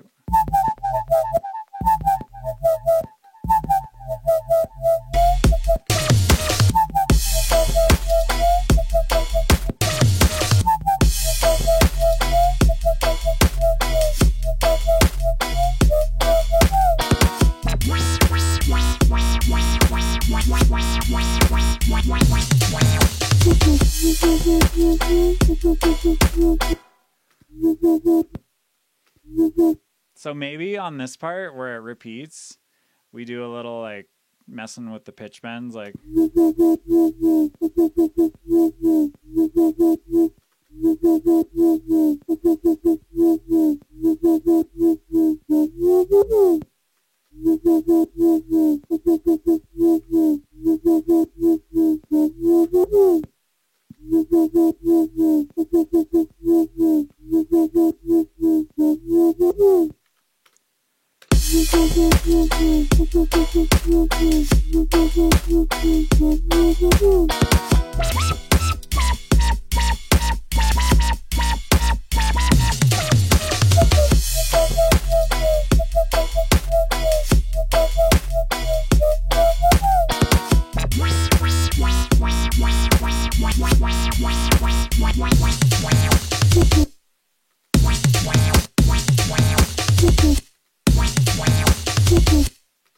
Yeah, we're gonna like when I work on this again.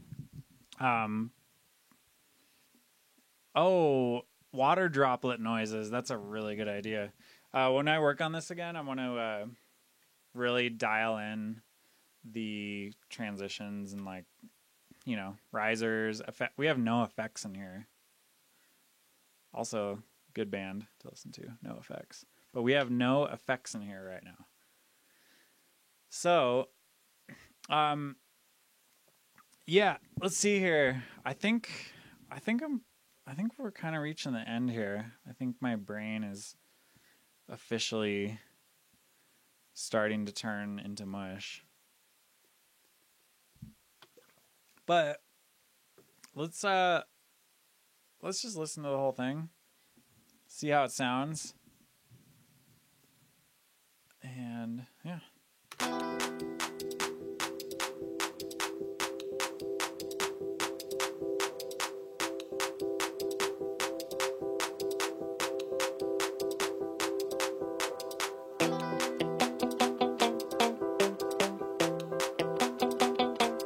That's a little dry. We'll fix that next session.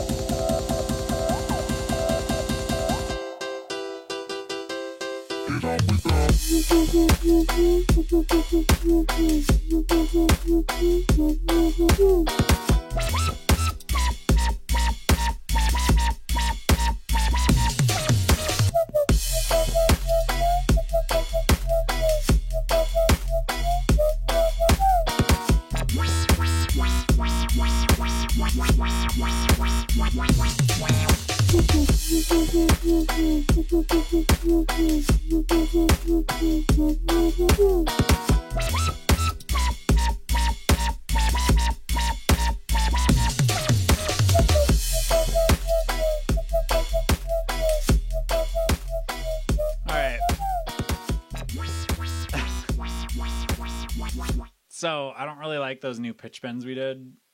I am just gonna do one of these little numbers and duplicate that.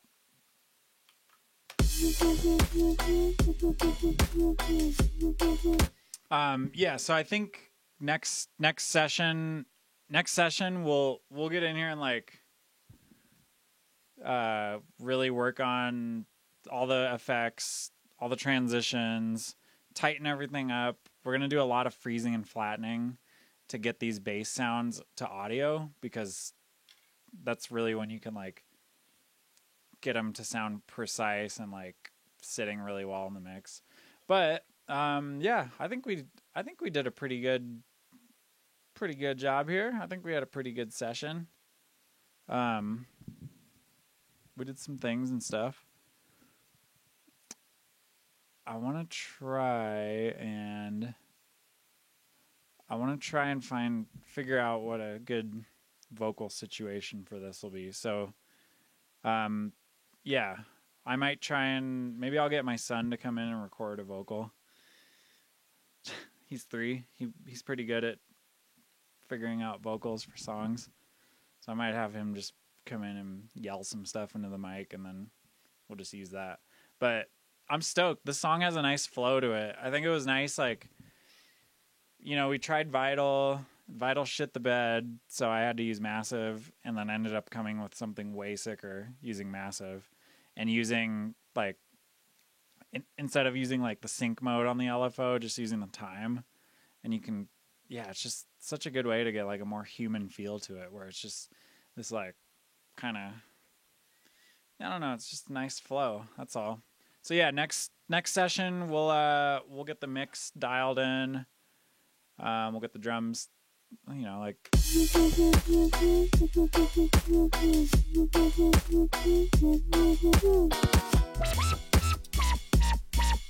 it's pretty close. Like it's, you know, it sounds fairly good. I'd say if I could put another 2 hours of work into it, that would get it to a point at which it was playable, where I would like feel good about playing it in my sets. So yeah, we'll do that next time. Thank you guys for being here. That was fun. This was the first like production stream that I've done in a long time. So that was good. We'll work on it some more next time, and yeah. Oh, also tomorrow, since we got all the producers in the chat here, tomorrow evening from 6 to 8 Mountain Time, I will be doing the first 19K demo feedback stream.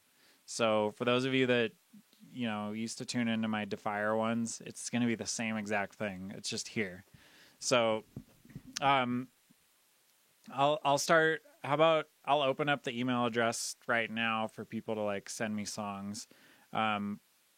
Please make the songs downloadable. SoundCloud links that are downloadable are ideal. Dropbox links, I guess that works too. Just make sure it's downloadable. And send that to 19ksounds@gmail.com. And just put in the subject, like, you know, demo feedback. Yeah. How about that? Put demo feedback in there. I'm doing all this for the first time, so we'll get it dialed. But yeah, send me your songs if you'd like to have them considered for 19K release. And I've actually scooped a lot of stuff from the Defier world. A lot of producers that are making some really sick music. So, I mean, some of you are in here. Zoska, Full Swing was in here earlier. So yeah, it's a good way to get your music heard and get some feedback and get it going. The email address is 19ksounds@gmail.com.